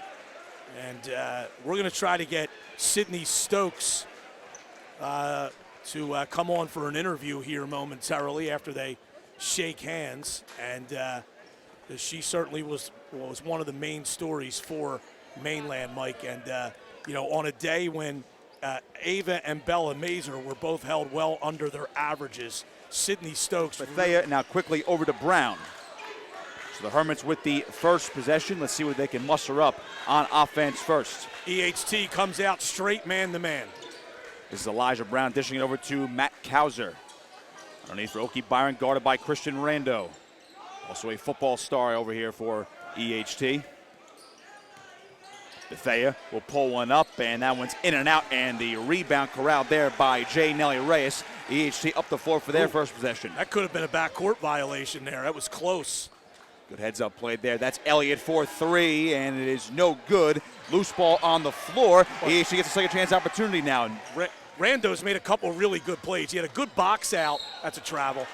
He had a good box out down the defensive end, and then he came up with that flick there to give EHT another possession, but they end up turning it over on the traveling violation. Wilkins called for the travel, so now the prep will come back up the floor. Just about a minute gone in this first quarter, scoreless. There's Elijah Brown, ball on the left wing, dishing it over to Oki Byron, guarded by Rando. Now Kauser, right wing. Beg your pardon, Friel, pull up for two, he drills it. St. Augustine prep on top first, 2-0. Well, Rando's got to do a better job hedging off the screen. Oki Byron setting the screen, and Rando didn't hedge out. That left Friel wide open. Jameel Wilkins tried to answer with a three. That's off the mark, and the prep comes back the other way. We're going to get a kick ball violation as Samaj Bethea was trying to pass it down underneath. 6:41 to play first quarter. Now Friel will inbound it for the Hermits. Bethea guarded by DJ Gurman. What a matchup this is. Two of the best in South Jersey right there. Gonna be watching all afternoon. Here's the turnaround shot. No good for Brown. And a rebound here for EHT as Elliott dishes it over to Gurman. Gurman will back off for the moment. He's guarded by Bethea. Now Rando. Preps in man-to-man here. Wilkins underneath, can't get it to go, and a rebound ripped down by Elijah Brown. Up ahead, Bethea into the paint, pulls up short, and a rebound for Oki Byron. Second chance opportunity. That pass goes out of bounds, and it'll be a turnover for the prep. Oki Byron actually did a good job of reaching over Rando without fouling, but then threw it away. And EHT will get possession. Some early nerves here, Nick, for both teams, not to be unexpected. Yeah, not fluid basketball quite yet, but EHT trying to counter here with a J. Nelly Relis three, and he drills it. EHT on top. And quickly on the other end, out of bounds it goes. And it's still Prep ball. Good defensive effort here from the Eagles. Low scoring affair through the first 2+ minutes. J. Nelly Reyes with the 3-pointer to put the Eagles in front. Let's see if the Prep can answer. Bethea. EHT did a good job of getting back defensively. The Prep really likes to run that secondary break out of a made shot. It's a good call. Got a whistle on the floor as Kauser was looking for Oki Byron down low. Yeah, Oki Byron was trying to go straight up to collect that pass, and Rando kind of backed into him. And that's a good call by the official, Cedric Smith, there. First foul for Rando, first one for EHT. Bethea loses the handle, it's loose now. Gurman picks it up, come back the other way. DJ Gurman coast to coast. Yes! And the foul! Oh, they're going to wave off the basket. Oh, my goodness. They're going to say it happened up at the top of the lane. Well, that's going to be a foul on Bethea. So don't count the basket. It did go in. It looked like they were going to count it. A bit of a delayed call. And now here's J. Nelly Reyes with the inbound. Dribbling to his left, backs off. 3-pointer on the way. He's got it! Reyes, 2 threes in a row for him, and EHT has a 4-point lead. Reyes off to a good start. Shooting the basketball with a couple of threes here. He's got all 6 of EHT's points. Kauser straight on, into the corner. Good move to the dish. Elijah Brown answers back. Good ball reversal by the Prep there. Kauser with an excellent extra pass to Brown, who had the lane along the baseline. This is Elliott now. He's guarded by Oki Byron. Nice matchup there as well. Gurman along the left wing. Into the corner now. Wilkins driving baseline, puts one up. That ball was blocked away. It's loose on the floor, out of bounds. Well, that's a great play by Gurman. He came in, and it looked like Bethea easily was going to be able to collect that basketball, and Gurman came in and flicked it off of Bethea's leg and out of bounds, giving EHT another crack at possession here. There's Wilkins now along the right wing into the corner for Elliott. He wants a 3. Not enough as Kauser goes to the rebound, but it's Reyes corralling it. Second chance for EHT. Another 3 off the mark, and Oki Byron pulls down the board. Roof would have came off if that one went down. Yeah, EHT playing on its home floor, but obviously the Prep has a big contingent of fans here as well. That's Brown off the mark of the back iron, and a rebound there for Wilkins. Wilkins going strong to the dish, left hand, yes! Boy, and Wilkins really got off his feet to make sure he can rise above Oki Byron and finish. And that's a terrific play there. Boy, we've had a loud first quarter. EHT up top by 4. Kauser on the free throw line, back up to Brown underneath that pass, deflected out of bounds it goes, and was last touched. Looks like by EHT. Looks like the Prep is going to inbound, and Kauser will take a stroll over to the corner. Yeah, Brown inbounded now instead. Into the corner, Friel, 3-ball, got it! What an answer for the Prep, 8-7. Excellent inbound play there by St. Augustine. They're always good at that. And they got a wide open look for 3, and Friel knocked it down. Reyes backing off, over to Gurman, driving into the paint, right-handed floater, too strong, and a rebound for Friel. Bethea quickly, Kauser thought about it, guarded tightly by Reyes. Brown trying to draw some contact, pulls up, and his floater also no good. The rebound here for Keon Elliott. Elliott thought about pulling up, over to Wilkins, 3-ball, short, and the miss is corralled by Oki Byron. Rando trying to poke it away, he's got a steal. Now Wilkins for EHT.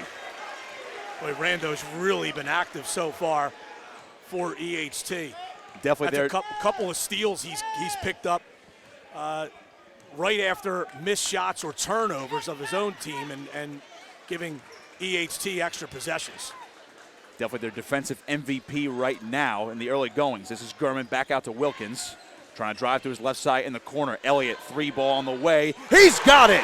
EHT has been deadly from beyond the arc, and they're up by 4. That's their third 3. And we're going to get a timeout from head coach Paul Rodeo and the Hermits. EHT has made it quite loud in here. 3 threes for the Eagles and a 4-point lead with 2:26 to go in the first quarter. Yeah, so this is the first timeout of the game. It's a 30-second timeout by St. Augustine. And as you mentioned, Nick, EHT off to a flying start from three-point land. They've made 3 threes so far in this first quarter, and 9 of their 11 coming from beyond the arc as they lead at 11-7 with 2:26 to go in the period. If you're the Prep right now, Brian, what do you do to combat that hot shooting from the Eagles? Well, the thing that's so difficult about Egg Harbor Township, especially with Gurman and Wilkins, is that they can do a lot of damage off the dribble. And what they're doing is they're getting into the paint and they're able to kick out to find open shooters. So the Prep is going to have to somehow stop that dribble penetration and to try to help their three-point defense. There's Noah Plen, newly checked into the game for the Prep, dishing it over to Brown. Underneath now for Cowser, guarded by Randall, trying to back him down. He'll pull up for a 2, and he drills it. That's what Matt Cowser can do for the Prep, the 6'5" junior forward. This is Wilkins now. Top of the key, back over for Reyes. Thought about a long 3. He'll pull up for now. Late first quarter, EHT up by 2. Reyes backing off again. We'll dish it over to Gurman as they try to get their offensive set going here. Into the corner, Elliott fakes the 3, back over to Rando. Now EHT's going to swing it around behind the arc. Elliott underneath now in the paint. Couple dribbles, drawing contact, pulls up, no good. Rebound for Plen. So Plen will take command of the offense right here. 1:15 to go in the first quarter. He'll dish it over, and Brown mishandled it, but was able to corral it. That was a good defensive set by St. Augustine on that last EHT possession, Nick. That's a 3 ball for Friel, short off the front iron, and now Gurman takes it ahead for the Eagles. Nice bounce pass underneath Wilkins. What a move to the hoop! Goodness gracious, Jameel Wilkins. Well, Wilkins is left-handed, and when he gets on that left side, he can be lethal, and he really, really exploded to the rim there, and it was an easy finish once he got up to that basket. Here's Friel for the Prep, guarded by Reyes. Over to Cowser now, guarded by Rando. A little bit of a mishmash right here. Cowser trying to find someone to go. They had it poked away, dished underneath. Good feed to Bethea, and his floater is good. Good touch there by Samaj Bethea. Now it's back to a 2-point game. 20 seconds, could be the final possession here of the first quarter for EHT. Here's Gurman. Reyes now getting the signals from head coach Cameron Bell. 10 seconds. Gurman now, who takes the final shot of the quarter. Gurman to his right. Back over to Elliott. 3 ball to end the quarter. No good, and Cowser will have it.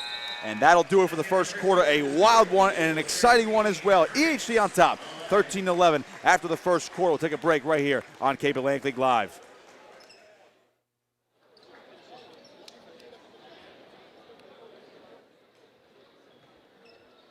Don't forget the concession stand is open, located in the auxiliary tent. On the main entrance, concession stand is open. Fresh pizza, soft pretzels, get them all top.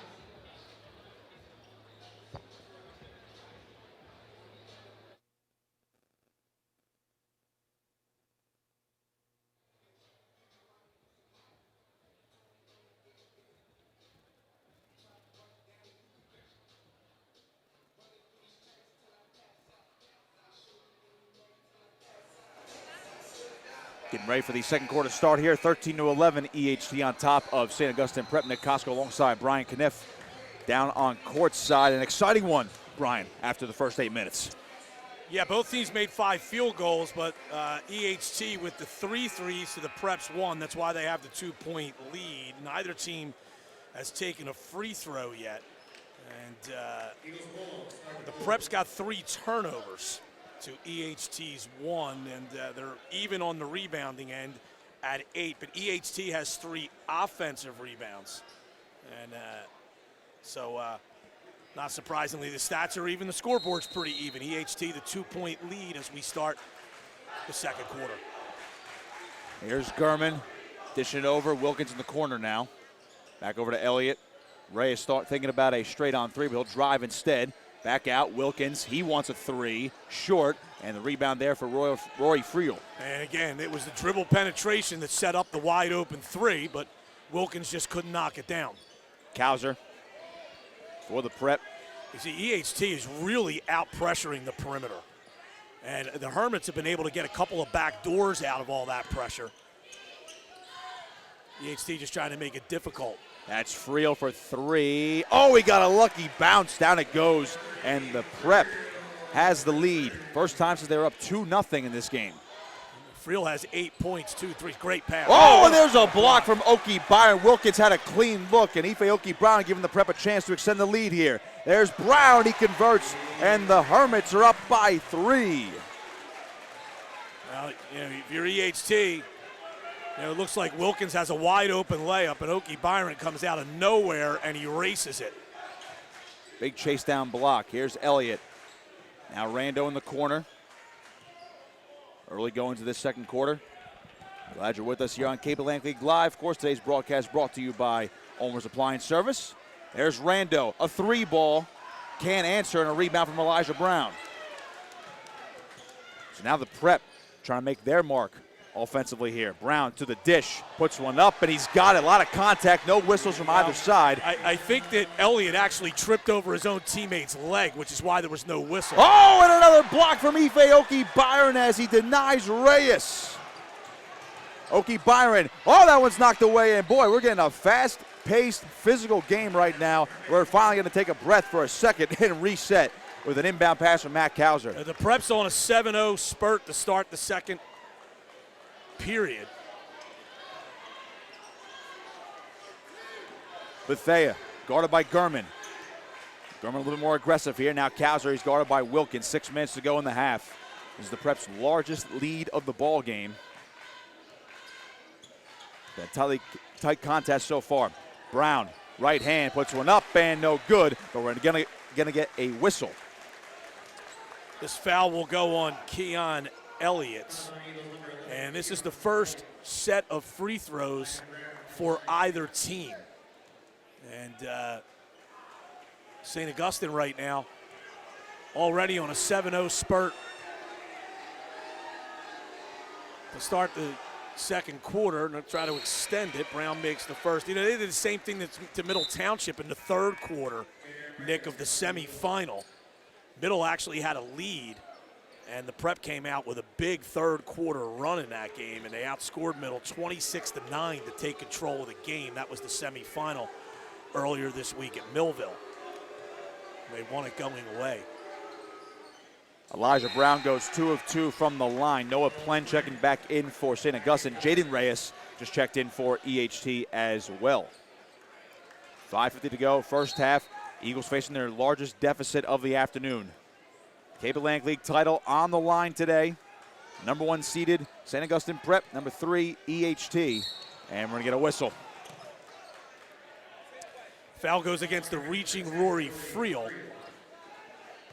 That'll be his first, yep. Yes. Only 2 fouls, though, each side. So mostly a clean game so far in this first half.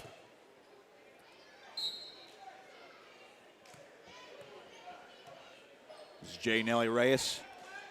Rolling the right wing for EHT. He's guarded by Plen. Doubled now.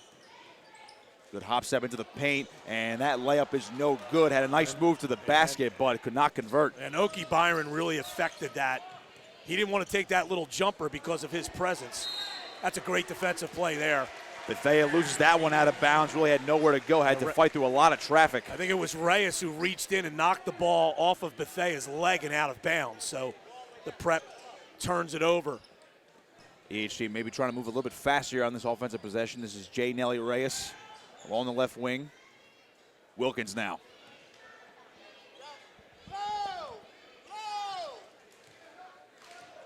DJ Gurman trying to get it going here, guarded by Plen. In the corner, Jay Nelly Reyes for 3, too strong. And that ball's loose, trying to get his own rebound. Out of bounds it goes.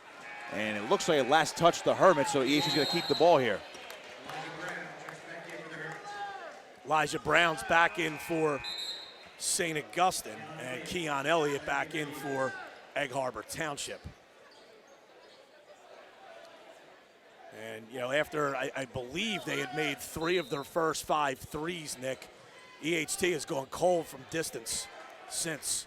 They have yet to score in this second quarter as well. Reyes, a long-range 3, no good, and another rebound for Okie Byron. That's not a good shot. You can get that shot at any time. Why take it that early in the possession? Gonna get a travel here. Yeah, Okie Byron, I think he was surprised to get that pass, and he really didn't know initially what to do, and he shuffled his feet. Christian Rando checks out for the Eagles. Jaden Reyes back in. He's been in and out in this second quarter. Pressing a little bit. Jaden Reyes now for the Eagles. Mentioned before, Brian, they've been taking a lot of threes in this whole game, but they've gone cold from deep in this second quarter. Haven't really found their offense. Elliott trying to make a move to the dish, and he's going to get fouled. It's a good move there. And this goes against That's Okie Byron. Byron, yes. That's his first. Only the Prep's third team foul, though. But it will send Keon Elliott to the line for 2 as EHT is trying to stop this 9-0 run for the Hermits. Yeah, EHT, 4:18 to go in the period, Nick, and EHT is yet to score. Well, they finally get one there for the first free throw from Elliott. Kauser's back in for the Prep as Friedel takes a seat.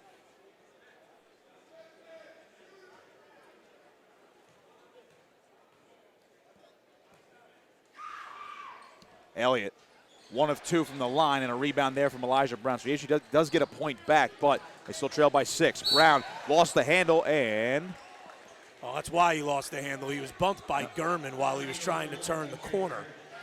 An easy foul call there, and St. Augustine will inbound right in front of the EHT bench. first foul for Gurman, 3rd for the Eagles. Here's Bethea. Brown along the left wing, guarded by Elliott. Hermits swinging around now. Halfway through the second quarter, Elijah Brown with 3 Eagles in his face. And a second chance opportunity there for Elijah Brown, able to poke it back in, and the Prep up by 8. Yeah, Brown with 8. Wilkins over to Jay Reyes. This is the largest lead for St. Augustine Prep this afternoon. Elliott thought about it, and he'll hold up and they'll get it back over to Reyes. Good move to the hoop from Reyes. Left-handed layup is good. A much-needed bucket for the Eagles, cutting it back to 6. Plen underneath for Kauser, guarded by Wilkins. Oh, it's blocked away. Jameel Wilkins, good defensive play. It still loses. Kauser will get a 3rd chance here. Puts one up again. No good. Okie Byron the putback. And that's just tremendous offensive basketball from the Prep. Great effort. Yeah, that's a couple of 50-50 balls there that St. Augustine won. And it finishes with an Okie Byron tip-in. In the corner, that's a 3 ball for Jaden Reyes, no good, and Kauser a rebound. And again, the 3-point shooting has been EHC's detriment in this second quarter. Samaj Bethea to the basket, no good. Okie Byron cleaning things up once again, and the Prep is up by 10.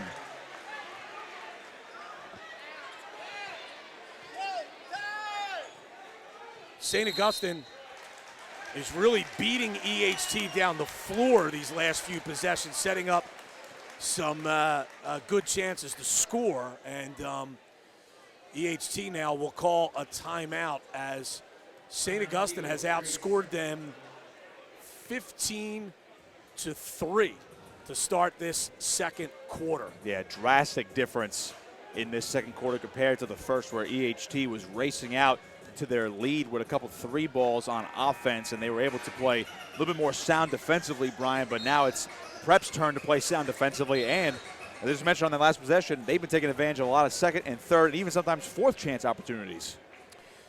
Yeah, and that one there, talked about it a little bit ago. Kauser got a shot blocked, but then, with a lot of hands flying in there trying to grab the basketball, Kauser won it. Missed another shot, got another rebound, and then the 3rd rebound by Okie Byron and got the basket. EHT, you want to win this basketball game, you got to win. You're probably going to have to win more than your share of 50-50 balls. Jay Reyes is guarded by almost the entire defense there. Top of the key, swinging back over to Gurman. He wants a three ball. Short. No good. And Wilkins rips down the board, puts it up with the left hand. He can't get it to go, and Cowser gets a rebound. Boy, that's backbreaking for the Eagles. Well, that's why you got to use the backboard. Friel, three, no good. And picked up there, Okie Byron, wave off the basket. He traveled. 2:16 to go in the half. You see what the Prep's doing.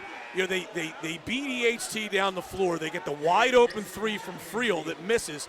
And Okie Byron is already down on the weak side block for that offensive rebound. It just didn't work out for the Prep, but EHT has to do a better job of stopping and defending this secondary break by St. Augustine Prep. Keon Elliott underneath, good dish. J. Nelly Reyes, a right-handed scoop. He's got it, and the foul. That is much needed for the Eagles. He'll go to the line for the and one.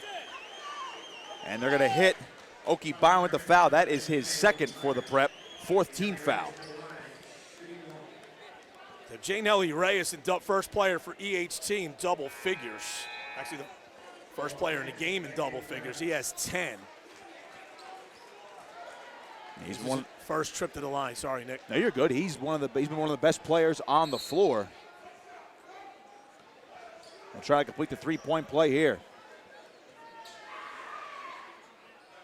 Off the miss, and he tried to get his own rebound, but it's picked up by Elijah Brown, so they cannot get the three-point play there. But now EHT's going to press here late in the quarter. That pass wild, and it's stolen away by Rando. Yeah, look, Plen did a good job of saving it, but that's all he could do. Gurman! What a finish by Gurman. He converts on the other end, and EHC's back within 6. And they got to get him going. He's average. He's their leading scorer, 17 and a half a game. That's his first bucket.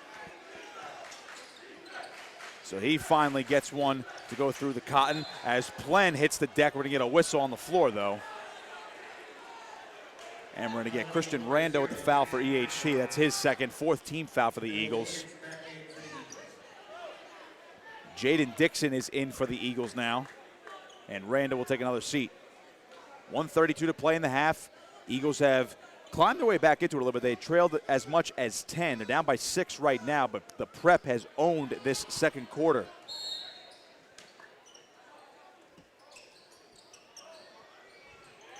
Friel on the baseline, lost it, and it's stolen away by Wilkins. And Wilkins did a great job of stepping in front of Cowser. He was able to pick up that loose ball. Keon Elliott to the hoop, and he couldn't get it. Gurman, the putback, he's got it. Able to tip it back in. EHT back within 4. And maybe this is getting Gurman going here. That's his second straight field goal in 2 straight possessions.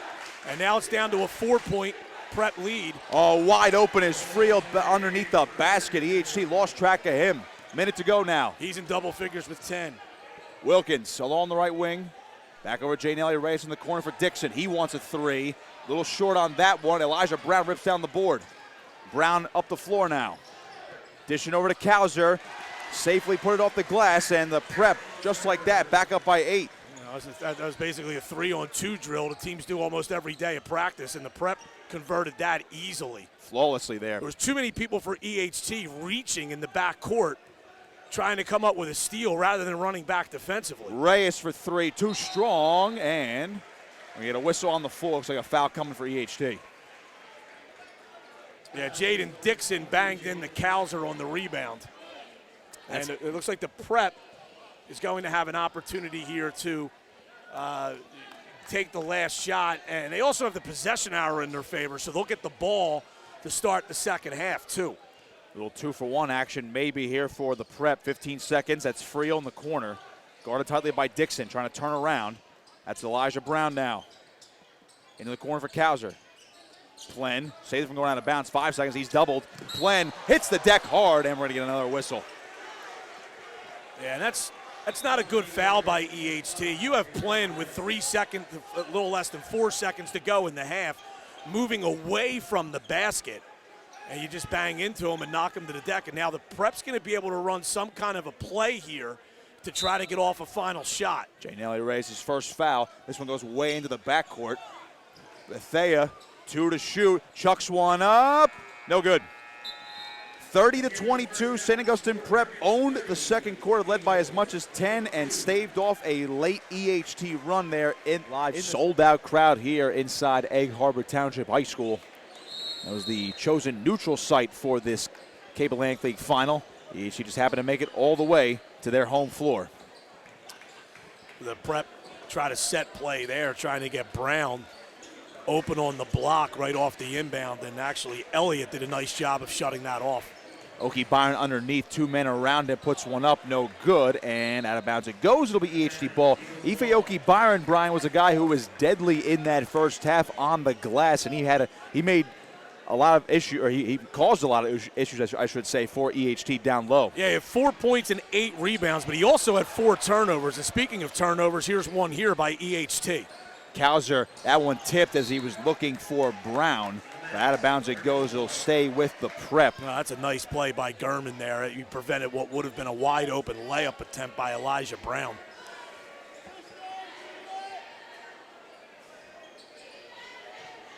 Bethea, good ball screen, and now that's Brown for 3. Too strong, and ball loose, picked up by Gurman on the rebound. Great job by Wilkins to get inside there, tipped it to Gurman. There's Rando, now Elliott. He thought about a 3. He'll take one dribble, shoot the 3. You've been better off taking it the first time. Percentage goes way down once you put the ball on the floor from a standstill position. That one was poked away for the moment, and now that one's going to go in for Samaj Bethea. And now Rando wasn't looking. Out of bounds it goes. And another turn for EHC. I mean, it's amazing, Brian. They had 1 turnover in the first half. They already have 2 in the first minute. Yeah, and it's the Prep by 10. And again, we talked about this first couple of minutes being critical for EHT, and it hasn't started well for the Eagles here. Oki Byron for the Prep. Over to Kauser, straight on 3. Can't convert. Ball tipped out to Jameel Wilkins. Wilkins quickly, left-handed layup is good, and a much-needed bucket. Wilkins did a great job of getting his body into Kauser's so he could create some space to be able to finish with the left hand. Samaj Bethea going back to his right, into the paint. Right-handed scoop shot is no good, and a rebound for Gurman. Good outlet quickly now. pass. Here comes Jameel Wilkins, gonna lay it in for safety. Boy, the student section wanted a dunk, but hey, take your points there. Back to a 6-point lead. Yeah, a little spurt here by the Eagles, and they needed this. 4 straight for Egg Harbor. Brown along the right wing. Scott Bethea. They'll play catch underneath for Kauser, guarded by Wilkins. Trying to back him down, putting one up, and no good, but a whistle. Wilkins can't believe it. That's his first of the half as well for EHT. Yeah, the EHT coaching staff thought that Wilkins had his hand straight up, but obviously in the eyes of the official, he did not. And that'll send Kauser to the line for 2 shots.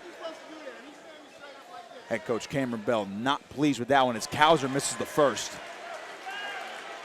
At least from our vantage point, Brian, look like the hands were going straight up, but again, we are seated courtside, so we don't have the best vantage point down the other end. One of the things about St. Augustine is, and Kauser, that was a rare miss for him from the line. He makes the second. This is an outstanding free throw shooting team, St. Augustine. You can't put them on the line with regularity. J. Nelly Reyes will put it into the corner. Rando a 3, no good, and a rebound for Friel. The looks are there, Brian, but now they have not been able to really convert on those since the first quarter. Yeah, that was a wide open 3 there. Bethea bringing it back out. That's Elijah Brown. They'll pull up for a 2. He drills it.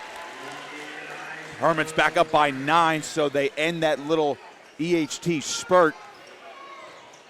This has been the story of the game since the first quarter ended. A little lob there to Wilkins, a little hop step, and he'll convert. So he answers on the other end, cuts it back down at 7. Wilkins has been very precise with his finishing along at the basket today. He's got 10. With the way he's finishing him, he looks like the most athletic guy on the floor right now. It's actually unbelievable. Less than 5 to go, third quarter. Elijah Brown backs off, gets over to Kauser. He'll dribble to his left, little spin move, splitting the defense, puts one up and no good, but another whistle coming. So Kauser will go to the line for 2 shots. This foul goes against J. Nelly Reyes. It's his second, team's second. St. Augustine is 3 for 4 from the line as a team to this point. Haven't been a lot of free throws in this game. Kauser nails that one. He went 1 of 2 from his last trip at the charity stripe.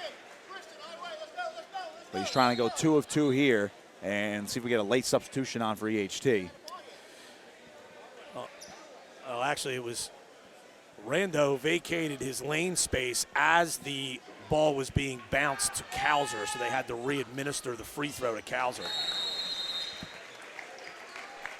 Timeout timeout St. Augustine Prep. Yeah, they nail it there, or Kauser nails the second one there. 2 of 2 from the trip, a 9-point lead for St. Augustine. So 30-second timeout, so the Prep has used both of their 30s, so they have their 3 fulls remaining. They've outscored EHT 7-6 so far in this third quarter.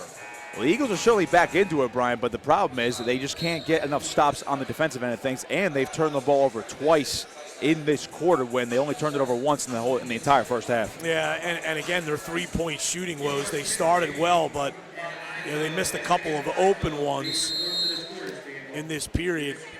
Rando had a wide open one just a little bit ago in the corner and missed, and Elliott also missed one from the left wing. We'll walk back down to this end of the floor as J. Nelly Reyes is going to inbound the ball. 4:49 to play, third quarter. Hermits up top by 9. Gurman only had 4 points in that first half. They're going to try to get him going. Reyes now. Over to Wilkins in the corner. Reyes thought about it. He'll drive, dishing it back out. Rando. And now get over to Elliott. Needed to be a better pass. Rando for 3. Got it! They get it anyway. Rando was wide open earlier for 3, but the pass wasn't very good. But he knocks it down later in the possession. EHC pressing there, trying to cause a turnover. That'll at least be a confidence booster there for Christian Rando as Kauser goes to the dish. Got his own miss, poked away, and there's Rando. Yeah, great play by Rando. Gurman to Reyes to the hoop. He's got it. EHT just like that. 5 in a row, back down by 4. Elijah Brown going strong to the hoop. No good, but a whistle. That's a good call. Obviously, the Eagle-friendly crowd does not like that. That is Christian Rando's 3rd foul of the game. Rando tried to wall up there, and Brown went around him, and Rando at the last second kind of threw his hip out, and that's where the contact occurred. And it's not a lot of contact, but Brown's an airborne shooter, and you have to protect those. And that's easily a foul as Brown went to the deck. Well, Brown nails the first free throw, and here comes the good free throw shooting we mentioned before, Brian.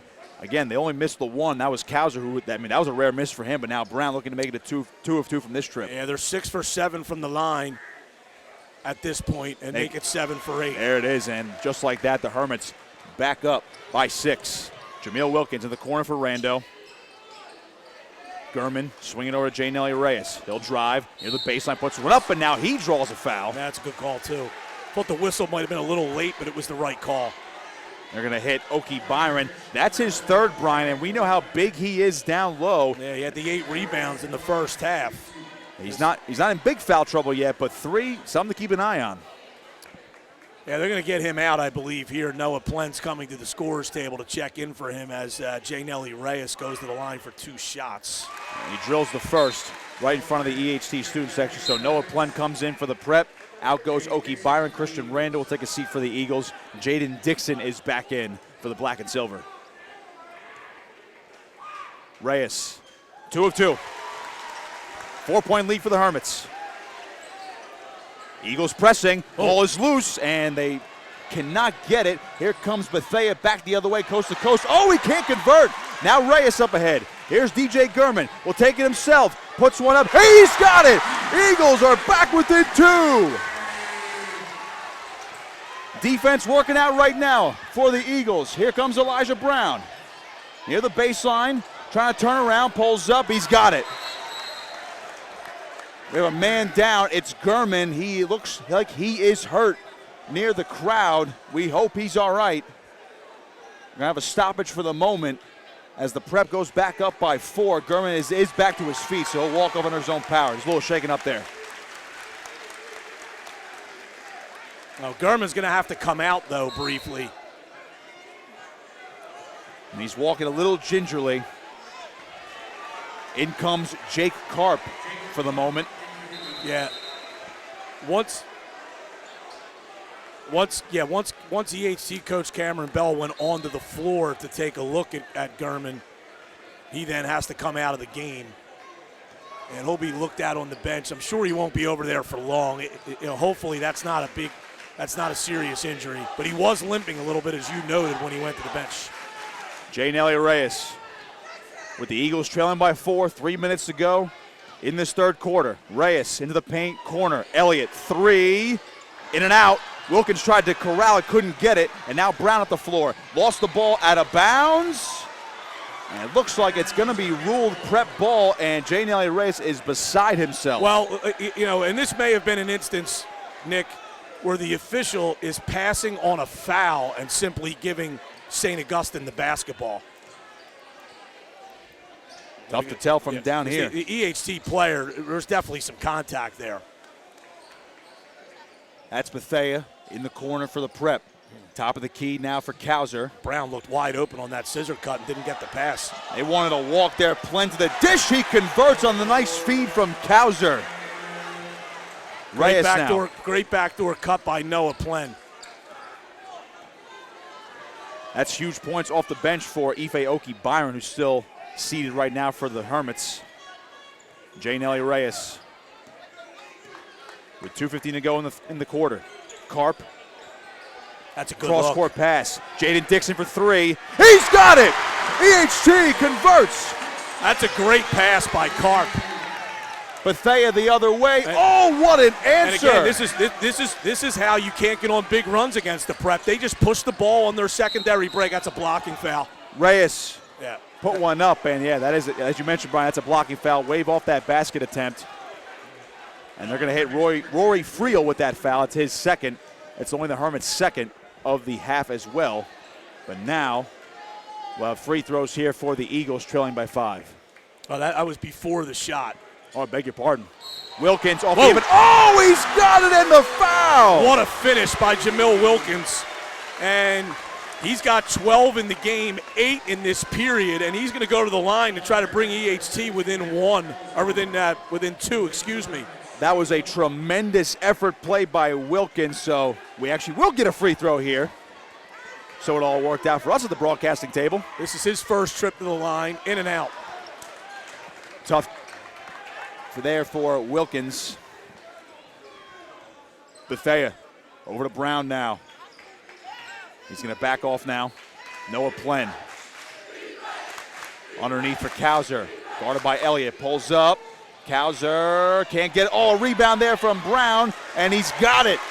Prep back up by 5. Again, the offensive boards are just killing EHT right now. Brown with 8 in the period. He's got 18 for the game.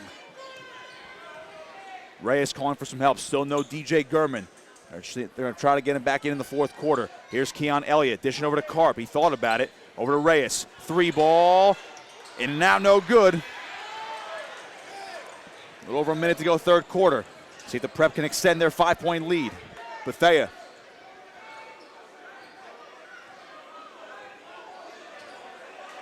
Taking his time now.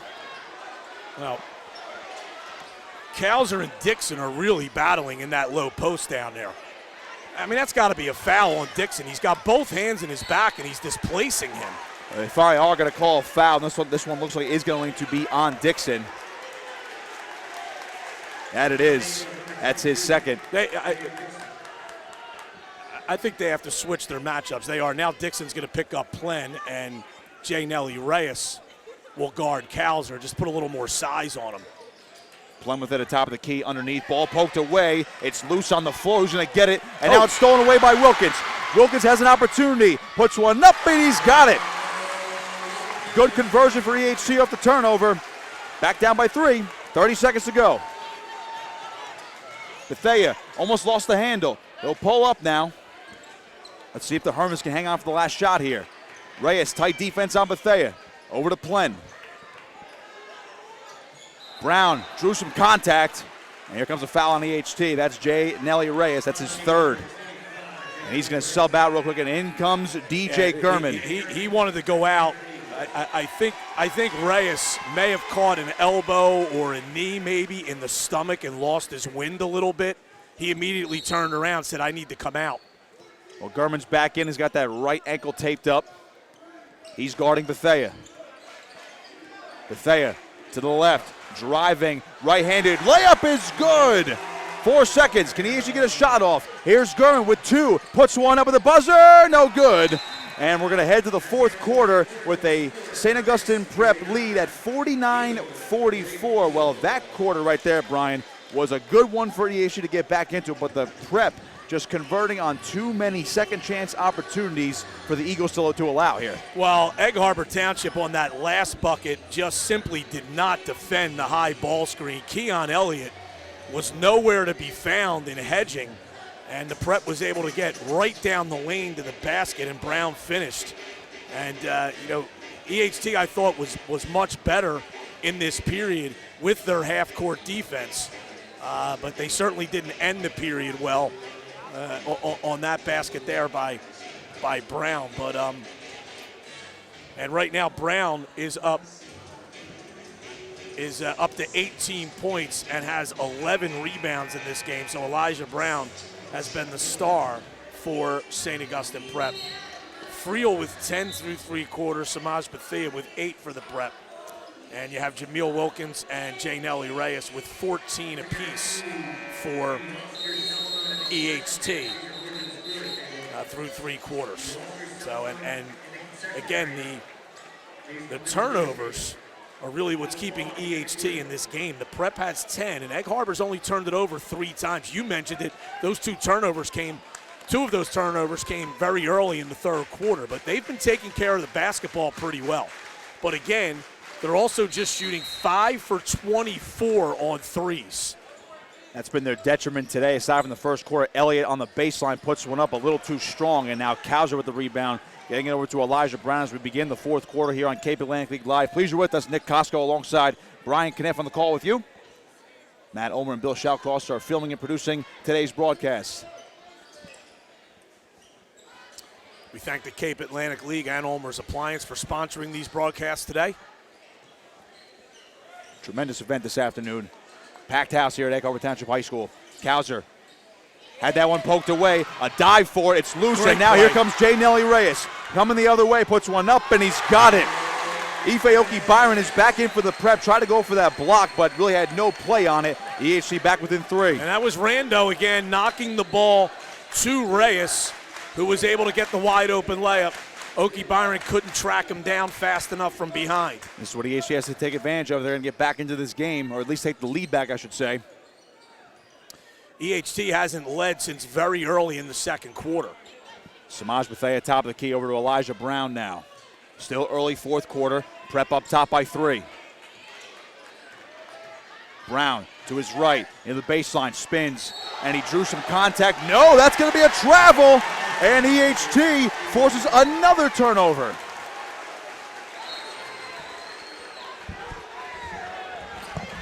Here comes Gurman back the other way. Elliott, now Gurman. Reyes straight on 3 to tie, no good, and out of bounds it goes. Wow. And Nick, Rando was stationed in the corner, and he started running back thinking that shot was going in. That rebound would have gone right to him if he either crashed the boards or even just stayed in place, but instead he started running back defensively. That's a missed opportunity there for the Eagles. Rory Friel in the corner, puts one up. Oh, it's a steal.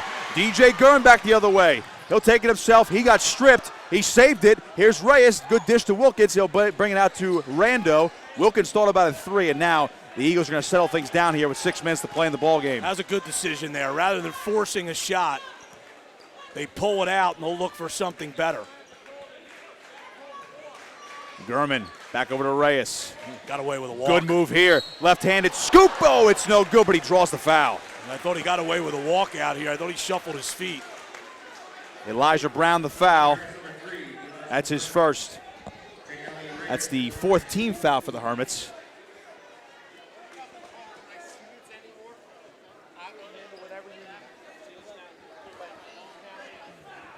So now Reyes goes to the line for 2. Puts it up. No good.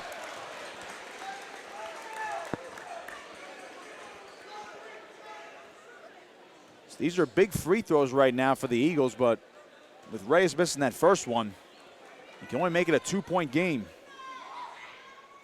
which he will. This is the closest EHT's been since early second quarter. They trailed by as many as 10 today.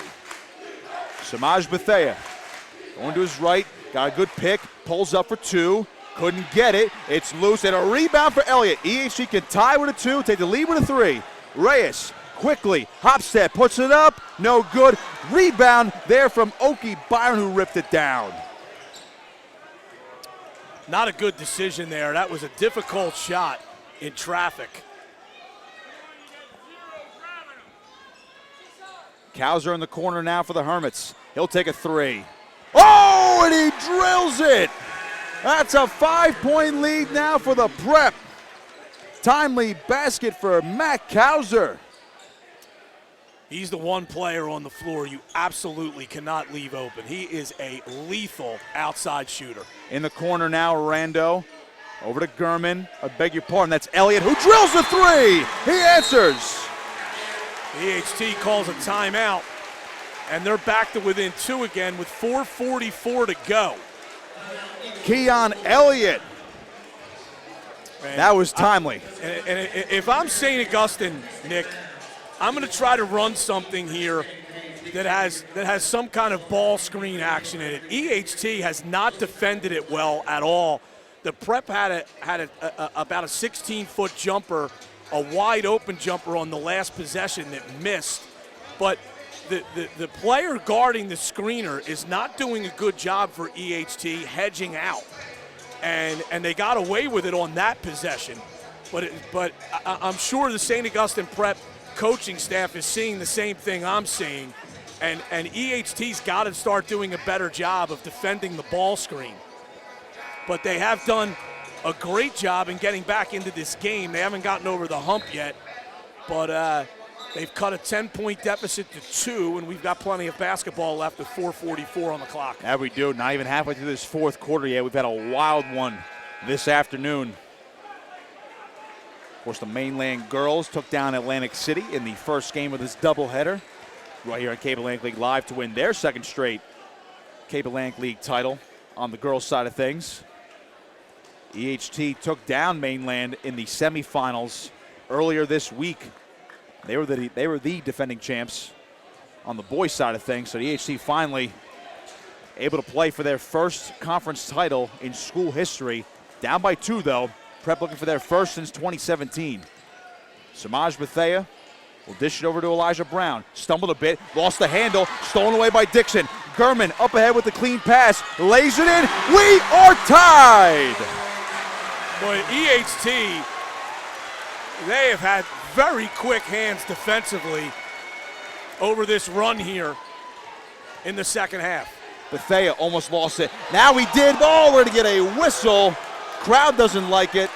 And the foul goes to Christian Rando. That's big, Brian. That's his 4th. Yeah, and you know what? EHT fans think that he got it cleanly, but Rando's mistake there was, once, and I think they're going to call this foul on the floor, but he needed to step up and wall up in help side, and instead he stayed under the rim and reached. And it's going to give St. Augustine the basketball underneath in a tie game with 4:13 to go. That one's tough. The inbound here to Elijah Brown. Bethea. That's great defense by Gurman. Lost it. And it's stolen away. Reyes. Oh, here comes Jamil Wilkins. He'll take it himself. Oh, and he's it goes in. Can you believe that? Boy, that was an unbelievable athletic play by Brown, but the ball went in the basket anyway. We're going to get a timeout on the floor. The EHT Eagles have come all the way back, and they have a 2-point lead with 3:56 to play. Brian, I thought that shot was blocked cleanly, and Wilkins had enough strength on it. It rolled in. Boy, that was some kind of play by Brown to give himself a chance to get back in there and prevent a basket. And it just shows you his level of athleticism but Wilkins was able to finish it anyway. And it's a 10-3 run to start the fourth quarter by Egg Harbor Township to take this 2-point lead with 3:56 to go. And Paul Rodeo expressing his displeasure to one of the officials. It is getting tense here in Egg Harbor Township. Already halfway through this fourth quarter. Close to a sellout here at EHT. And, you know, I know people have different opinions, Nick. This is a high school tournament. I think it should be played in the high school gym. I love it like this. I know people love Stockton. You know, and the league's moved away from there last couple of years. I mean, it's so tough to beat this atmosphere right now. Absolutely. EHT, one of the biggest gyms in South Jersey overall. Certainly probably the biggest in the Cape Atlantic League. Yeah, if it's not, it's close. It's got to be one of the bigger ones in South Jersey. You're right.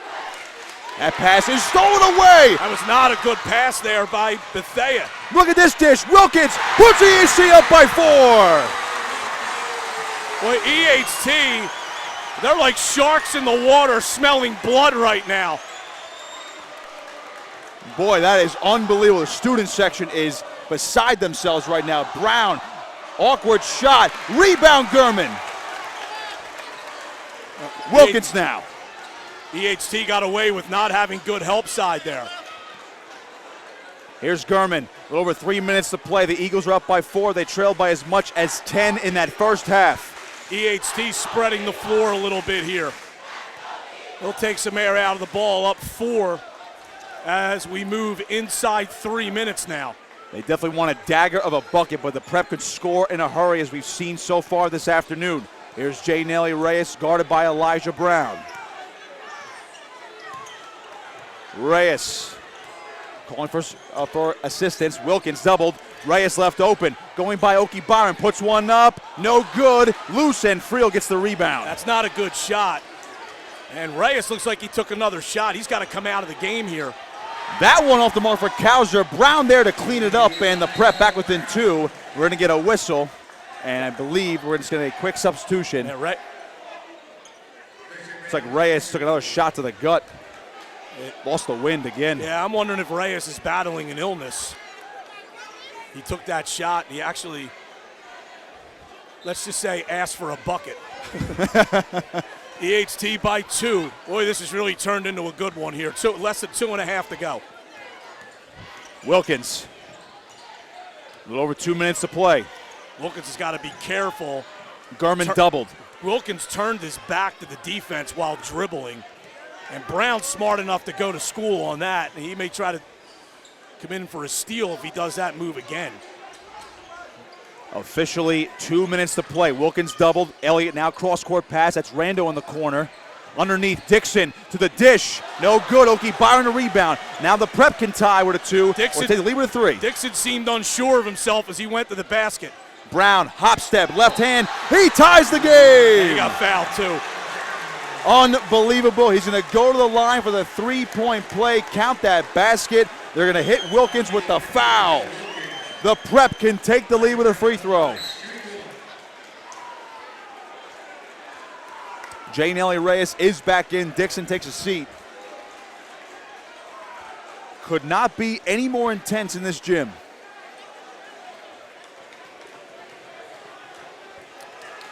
Brown to give the Prep the lead here. Again. And it's in and out. A rebound, Kauser lost the ball, and we're going to get a whistle. And they're going to nail Wilkins again. That's his 3rd. And now Kauser will go to the line. So the failure by EHT to box out is going to send the best free throw shooter in the gym to the line. He is shooting 2 here. 18 fouls for EHT, and Kauser nails the first. Kauser now 4 for 5 from the line. Boy, how big does that one miss loom large right now in terms of the lead? As Kauser misses another one and a rebound for Elliott. Another rare miss for Kauser. Gurman up the floor, into the paint, lost the handle, stolen away. Elijah Brown will take it himself, coast to coast. He can't convert as Reno pulls it down the miss. J. Nelly Reyes, under 90 seconds to play. EHT trails by 1, splits a double team, puts one up, but hang on, we had a whistle before that shot, and it is a foul on the Prep. You know, obviously we have headsets on, Nick, but it's so loud in here, it's awfully hard to hear the whistle sometimes. Certainly is. Almost feels like there's a couple whistles actually, in the crowd, too. It was actually a fortunate foul because EHT was going to get a wide open layup there. Foul was on Elijah Brown, his second. Elliott Great over to pass. Reyes. Three-pointer for the lead. No good. Rebound, Kauser. Tough to take those right now in a close game, and time's wasted. 1:12. Here's Bethea. EHT's in the penalty, so any foul's going to send the Prep to the line here. They're going to need a stop or a steal. Brown into the paint, puts one up. No good. Got his own miss and converts. The Hermits are up by 3. Almost a steal here as Wilkins will take up the floor, and now we're going to get another whistle. We're going to get a timeout from EHT. Brown with 24 in the game. He's got 14 in the second half. What a game. EHT stormed all the way back to take the lead, led by as much as 4. But now the Prep has answered late in this fourth quarter. They have a 3-point lead, 54 seconds to go. This is important for EHT. They're down 3, but there's 54 seconds to go in the game. There is no need to shoot a 3 here.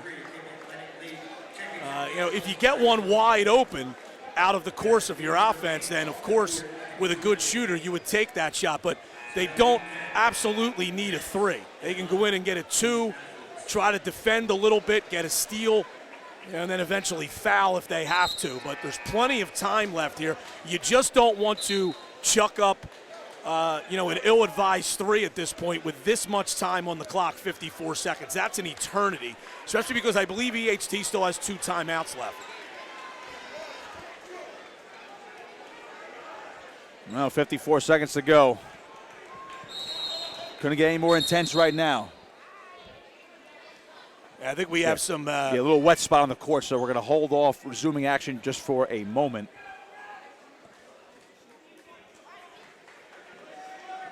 Well, despite the seedings, Brian, Prep number 1, EHT number 3. I mean, this certainly seems like a battle between the 2 best teams in this conference right now. No doubt. I mean, EHT has certainly answered the bell here, especially after they went down 10. They actually had a 4-point lead a little bit ago, and now the Prep's up by 3. J. Nelly Reyes with 43 seconds to go. Let's see if he goes for the tie here. He'll drive inside, left hand. Oh, he's fouled because he switched to the right hand. So he'll go to the line. And that's going to be on Oki Byron. That's his 4th for the Prep. Reyes is 3 for 5 from the line. He's 3 for 4 in the second half. 39 seconds to go. And this is when when you're losing a game, this is important as he makes the first. It's an opportunity to score points with the clock stopped. Ife Oki Byron's going to check out for the Prep. Roy Friel is back in, and now again it's late in the game, but still he's in foul trouble. But with him off the floor, Brian, for who knows how long, EHT might be able to take advantage. Their offense for defensing him here. You know, I'm sure he'll go back in on the next defensive possession if there's a dead ball. EHT Second free pressing. throw is good. Where's this ball going to go? It's ripped. What do we get? Oh, I think we're going to get a foul here. J. Nelly Reyes wanted a jump ball, and that is Reyes' 4th, with EHT trailing by just a point. Let's walk the floor for the 1-and-1. As you mentioned, Brian, that's the strategy for the Prep. Oki Byron's back in already. Well, Bethea did a great, he got trapped in a bad spot, but he did a great job of being ball strong there, and he drew the foul. And this is a 1-and-1. 35 seconds to go, and the Prep leading by 1. Bethea's first is good. That's a big one. Hermit's up by 2. Bethea with 9 in the game. He's got 7 in the second half. Based on the way it's been going today, Brian, EHT better be ready for a miss because the Prep has been deadly on the offensive glass. Bethea's second. No good. It's loose. Who has it? It is EHT ball. Cowser's incensed. I thought the ball went off of Cowser, though. Paul Rodeo is heated by the prep bench. But that's a huge miss. You don't need a 3 now, Brian. They could tie with a 2. 33 seconds. Will the Eagles hang on for the final possession here? They can win with a 3. Reyes will drive. Triple team. They'll swing it around. Rando for the lead. Yes! Yes! EHT has a lead. A steal. Hang on. We're going to get a timeout. There's a timeout called. My goodness. What a sequence. Well before the steal, as soon as the ball went in the basket, Cameron Bell called a timeout. EHT looked like they had a steal after the bucket.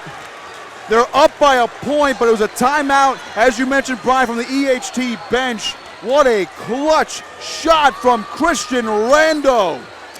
And now, with 14 seconds, the prep down by a point. This could be the most important possession you'll see in years. Now 61-60, EHT with the lead. That's Rando's second field goal. It's his second 3, both in the second half. And EHT has the 61-60 lead with 16.3 to go. Any foul by EHT defensively here would send the prep to the line for 2 shots. So there's no fouls to give. And the possession arrow, if it becomes an issue, is in St. Augustine's favor. What a game. What a thriller. This will be an instant classic here in South Jersey that'll be talked about for years to come. The EHT Eagles looking for their first Cape Atlantic League title in school history. They're back up by a point courtesy of Christian Rando's 3-pointer. Cowser to inbound. EHT, if they foul, they're going to send the prep to the line for 2. Good D here so far. Elijah Brown up the floor. He tripped. He lost the ball. It's picked up by EHT. Wilkins coming on in. It's a 3-point lead for the Eagles. 5 seconds to go and a timeout for the prep. EHT, can you believe this?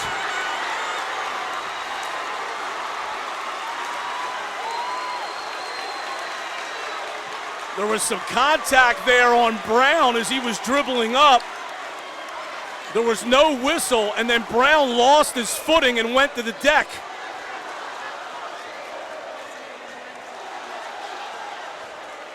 The officials are coming to the scores table. I don't think, let's see if they're going to fix the clock here. I think they're going to add, I think they're going to add some time here. Yeah, they put 0.7 back on, so there's 6 seconds now. But EHT, again, has the lead by 3, so now the prep must take a 3 to tie the game. Paul Rodeo is still heated for the prep, as he, as you mentioned, Brian, thought there was a foul down there in the corner. Yeah, well, up here at half court. You know, Brown, I thought, had gotten through that contact and then fell on his own, but there was no call either way, and EHT gets the wide open layup. Now, what comes into play here, Nick, is, you know, different basketball people think differently on this, but does EHT elect to foul and send the prep to the line rather than have them have a chance to get a 3-pointer off? Well, you know, EHT may allow the prep to get the ball to half court and then maybe take a foul. I'll tell you what, John Rothstein always says foul up 3. Bethea with 4 to shoot. Needs a 3 to tie. Bethea puts one up. No good. EHT has won their first Cape Atlantic League title in school history. What a basketball game. As EHT pours out onto the court to celebrate.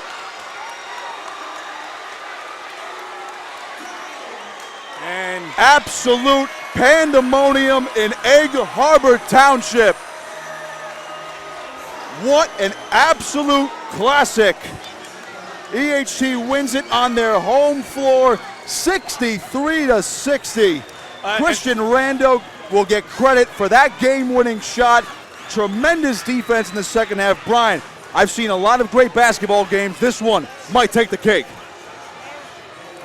That was as good as it gets at the high school level. That's a terrific basketball game.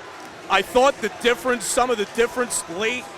I honestly thought St. Augustine lost a little composure, and I mentioned it. You know, EHT was turning them over left and right at the end of or in that fourth quarter. And turnovers were a problem for St. Augustine the entire game. We'll get the full stats momentarily. But a tremendous win for EHT as they win the Cape Atlantic League Championship, 63-60. They come back from a 10-point deficit in the second half. And you look at the turnovers, Nick. St. Augustine, 17 turnovers, EHT just 4. There's the difference in the game. The absolute difference in the game is right there. The Prep out-rebounded EHT 2-1, 42-21. The Prep shot nearly 50% from the floor, 24 for 49. But EHT with that defense, as they turned St. Augustine over 17 times in the game to just only their 4. And, you know, their aggressiveness and their toughness really won this basketball game down the stretch. I'm sweating. I don't know about you. It was unbelievable. What a absolute thriller here at Egg Harbor Township High School. Christian Randall's going to have a highlight for the rest of his life with that three-pointer to take the lead by a point. A timely bucket by EHT in the end off another turnover. Take a 3-point lead. And the stout defense was there for the Eagles all day long, and it finally paid off in the end. Then EHT, Brian, erased a 10-point deficit in that second quarter. Truly unbelievable. It looks like we are going to get Jay Nelly Reyes. All right, Jay Nelly, first of all, congratulations, my man. That was a terrific basketball game. What can you say about winning the Cape Atlantic League Championship? You know, it feels good. We made history, first team to win the Cal playoff game and also to win the championship in the same year. It's crazy. You know, it doesn't feel real right now. You know, a lot of emotions going through my head. And it just feels good doing it with the same players. I've been playing it for a long time. And it just, words can't explain my emotions right now. What do you think led to your comeback? You were down 10 in the second half at one point. Your defense really seemed to pick up. And what do you think turned it around for you? We didn't shake at all. We knew we were down. Last time we played them and we came back, so we just did it again. You know, we're a really hard-fought team. And, you know, we play together and play with confidence, and we're really well coached. Jay, what does this win mean? What does this win mean to you guys? Considering you said before you are the first champions in school history. You know, it just puts like we're always going to be remembered the first to do it. You know, and it's just really, we're really humble and really honored to be in this position right now. And I want to just thank all my teammates and my parents and everyone coming out. You see everybody here right now. It's a lot of support, and I just, oh my God, it's crazy, but. You know, just to be remembered in school history just feels really good. Last one for you, Christian Randall. What can you say about him with that last shot? You know, that wasn't the drawn play, but shooter's gonna shoot, and that's what he does. Catching it rhythm right off his fingertips, you knew we was going in. So then we just had to get the stop, and that's what we did. Jay Nelly Reyes, thank you very much, man. Congratulations. Good job. Great job. Great job. Congratulations. Jay Nelly Reyes is your game MVP as well. Yeah, I guess Jay Nelly finishes with 19 points, 3 steals, also had 3 rebounds. Only shot 6 for 18 from the floor, but was 5 for 7 from the foul line. Before we go off, we'll try to get Cameron Bell, the EHT coach. They're going to take some pictures, though, now. I got to tell you, Brian, I mean, he was so excited. A great young man playing basketball right there. He could barely hear us. We could barely hear ourselves. This place is still so loud as you see EHT celebrate their first Cape Atlantic League title. When you look at the stats, again, we mentioned the turnovers. That's where EHT won it. But, some of these stats by the Prep, it's almost hard to believe they lost the game. Elijah Brown, 24 points, 13 rebounds. Matt Kauser, 11 points, 11 rebounds. Rory Friel, 10 points. Ife Oki Byron, 4 points, 10 rebounds, 9 points for Samaj Bethia, and 2 points for Noah Plen. For EHT, Jamil Wilkins led them with 20.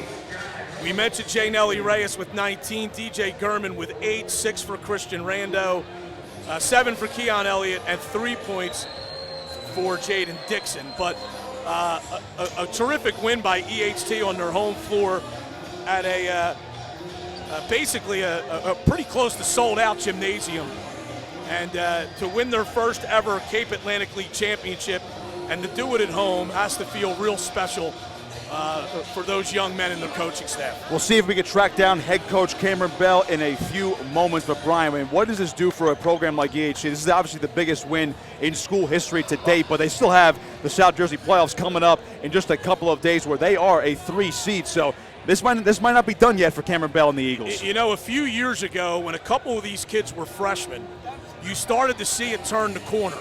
And that was the year that EHT, they were either a 15 or 16 seed, won, I believe it was 3 games in the state tournament, won at least 2. And over the last couple of seasons, obviously you had a COVID interruption, but over the last couple of seasons, you know, they've been one of the best teams. And they got knocked out early in the state tournament last year, and for them to do what they did here today, it really signifies how far they've come as a program. 5 senior starters, and you couldn't feel better for them and their coach.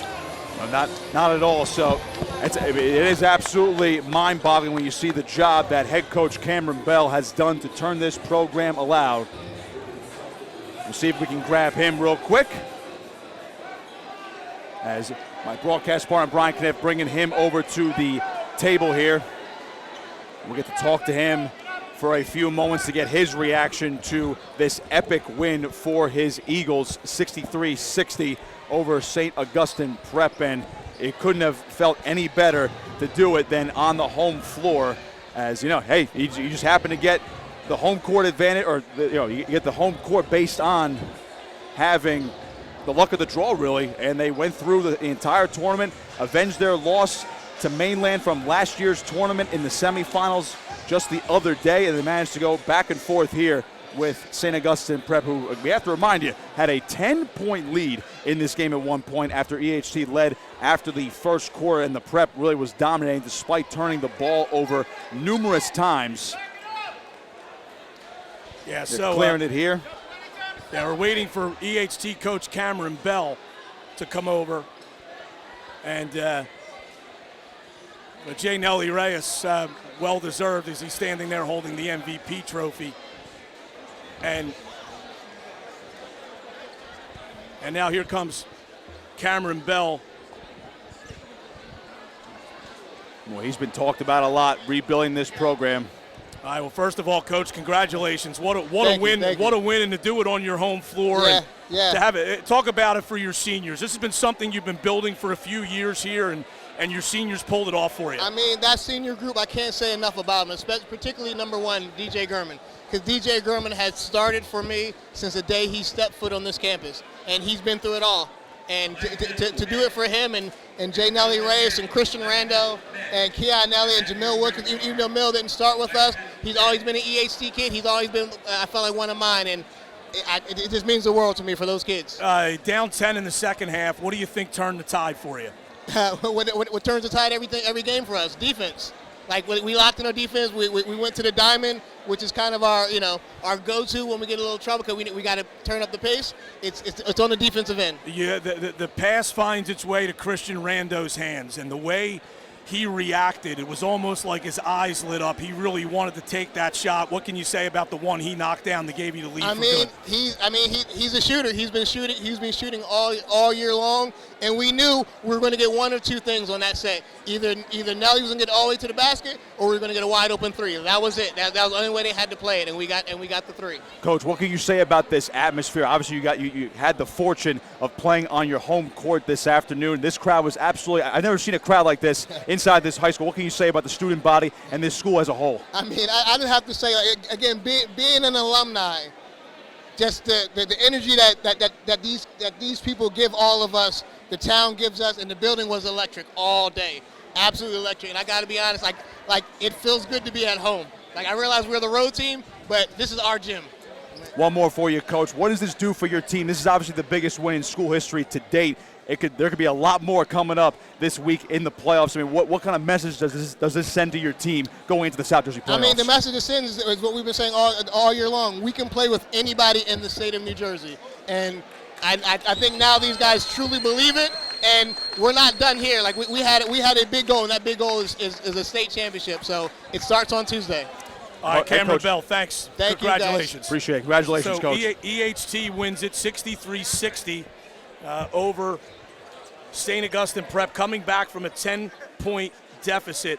And, of course, in the girls' game that was held earlier, Mainland beating Atlantic City 46-26 for the girls' title. So what a day here, Nick, at the Cape Atlantic Yeah, League, you're telling me what an absolute amazing afternoon here at Andover Township High School. 2 champions crowned, Mainland girls, as you mentioned, EHT with their first title in school history. But that's going to do it for us. What an afternoon. Big thanks to Matt Ulmer and Bill Shallcross for filming and producing today's broadcast. Ulmer's Appliance Service for sponsoring this broadcast, as well as the Cape Atlantic League. For my broadcast partner, Brian Kniff, I am Nick Costco saying so long. Once again, EHT wins the Cape Atlantic League 63-60 with a win over St. Augustine Prep. You've been watching high school basketball right here on Cape Atlantic League Live.